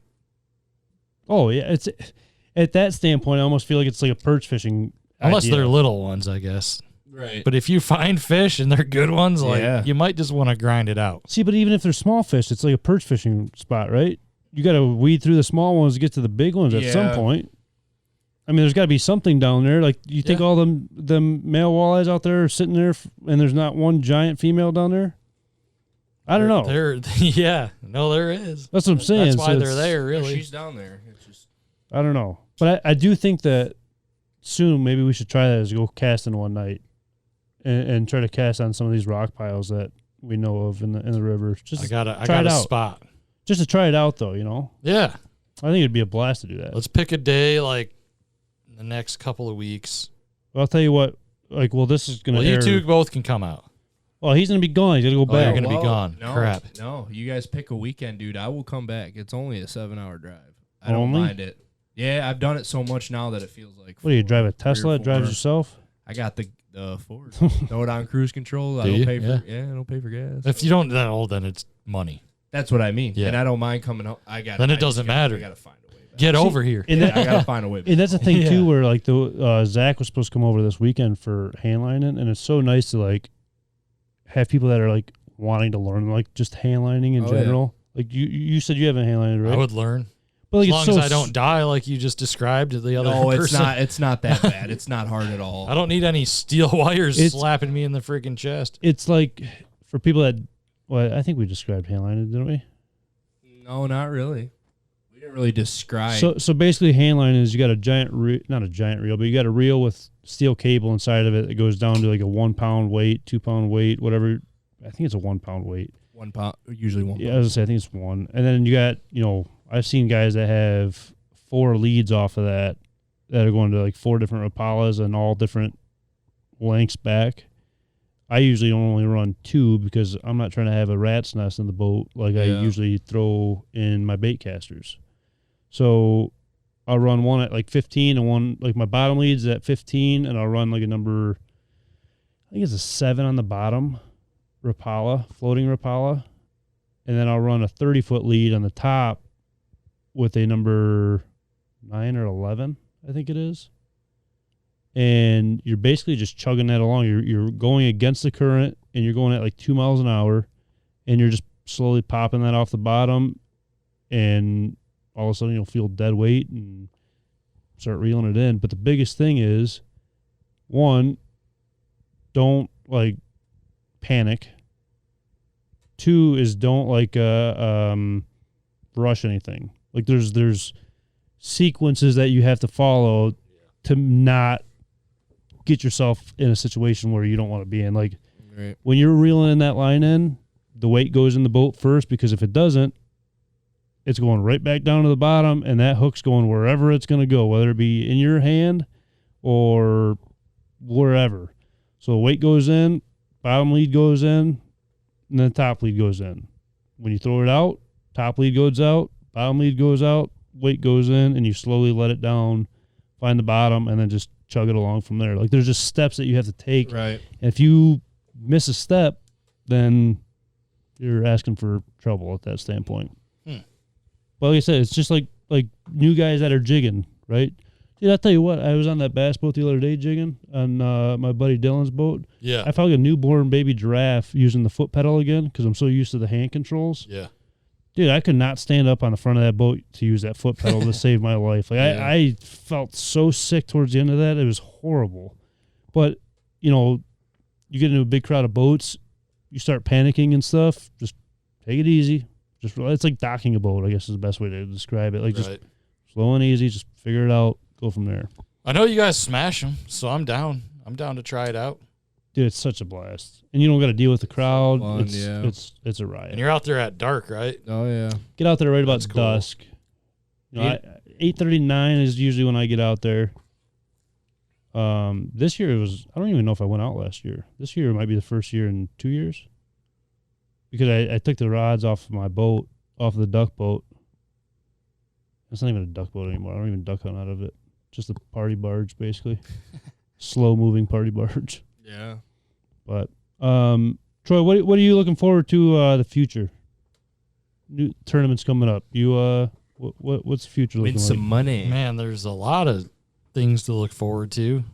I'm fishing more bigger tournaments this year than I have in the past, so I'm really just kind of putting myself into more opportunities to do well, because I feel like that's important. You've got to actually be out there and just doing them. I got that Kentucky Lake tournament next week, so I'm pretty excited about that.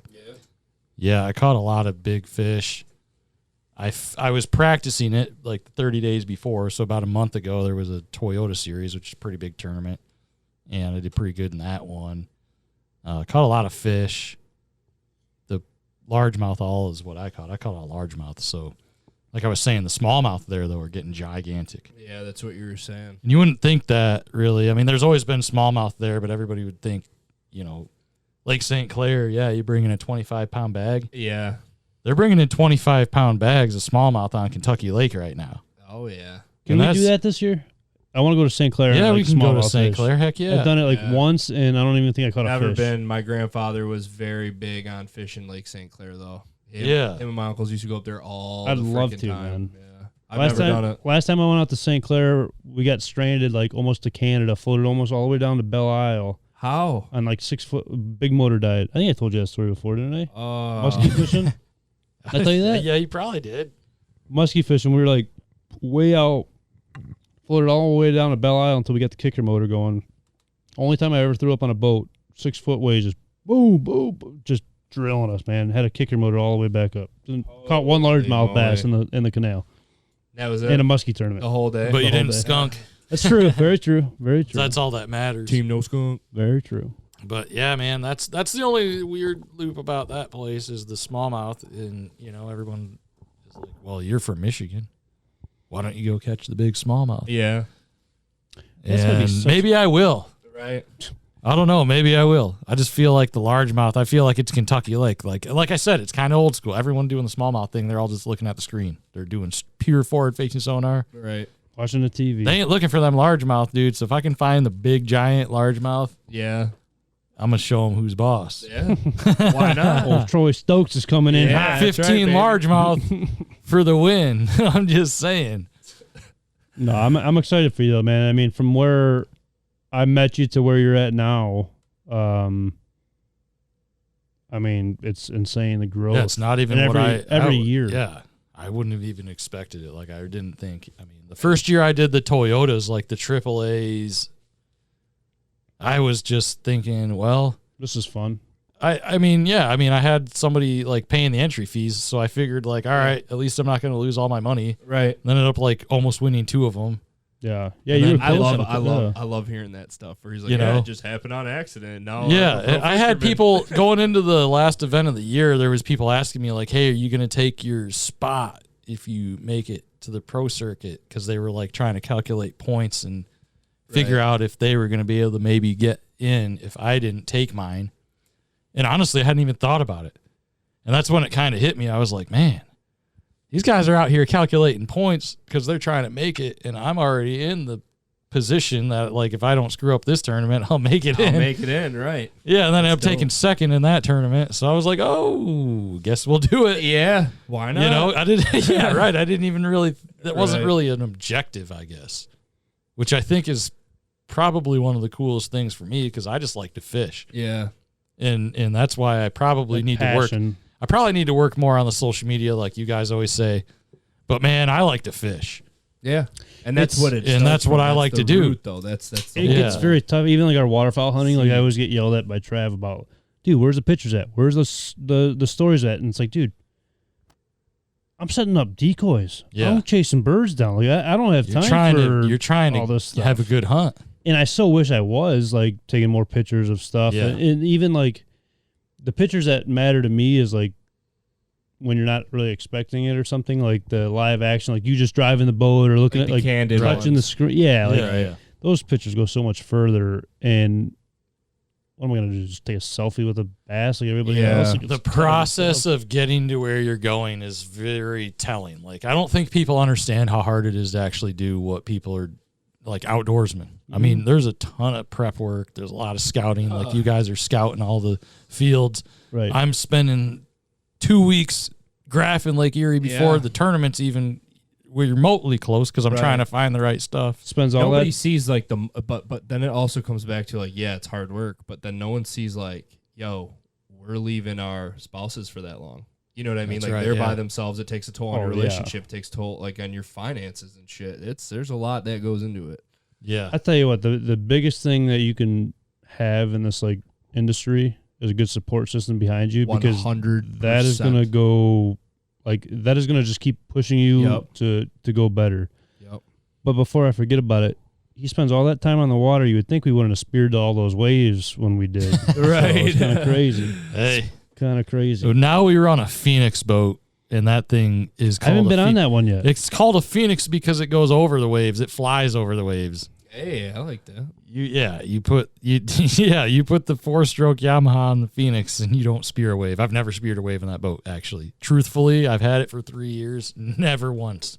And I got a Ranger, and I Which farted is crazy. Yeah, that's nuts. I got a Ranger, and I farted on it one time. I smelled it for 10 minutes. How slow I was going. Like, that thing was moving slow. Man. Well, that was a Ranger I had before, so no wonder we speared a couple. It was going. I like those Oh, skeeter yeah. boats. Yeah, the Skeeter Yamahas are real nice, man. Yeah, I like those skeeters. A guy up by us in Wisconsin that we hang out with, Bobby Hank, he's got one. It's real nice. Yeah. Yeah. Yeah, that was the first boat I ever fished out of was a Skeeter, actually.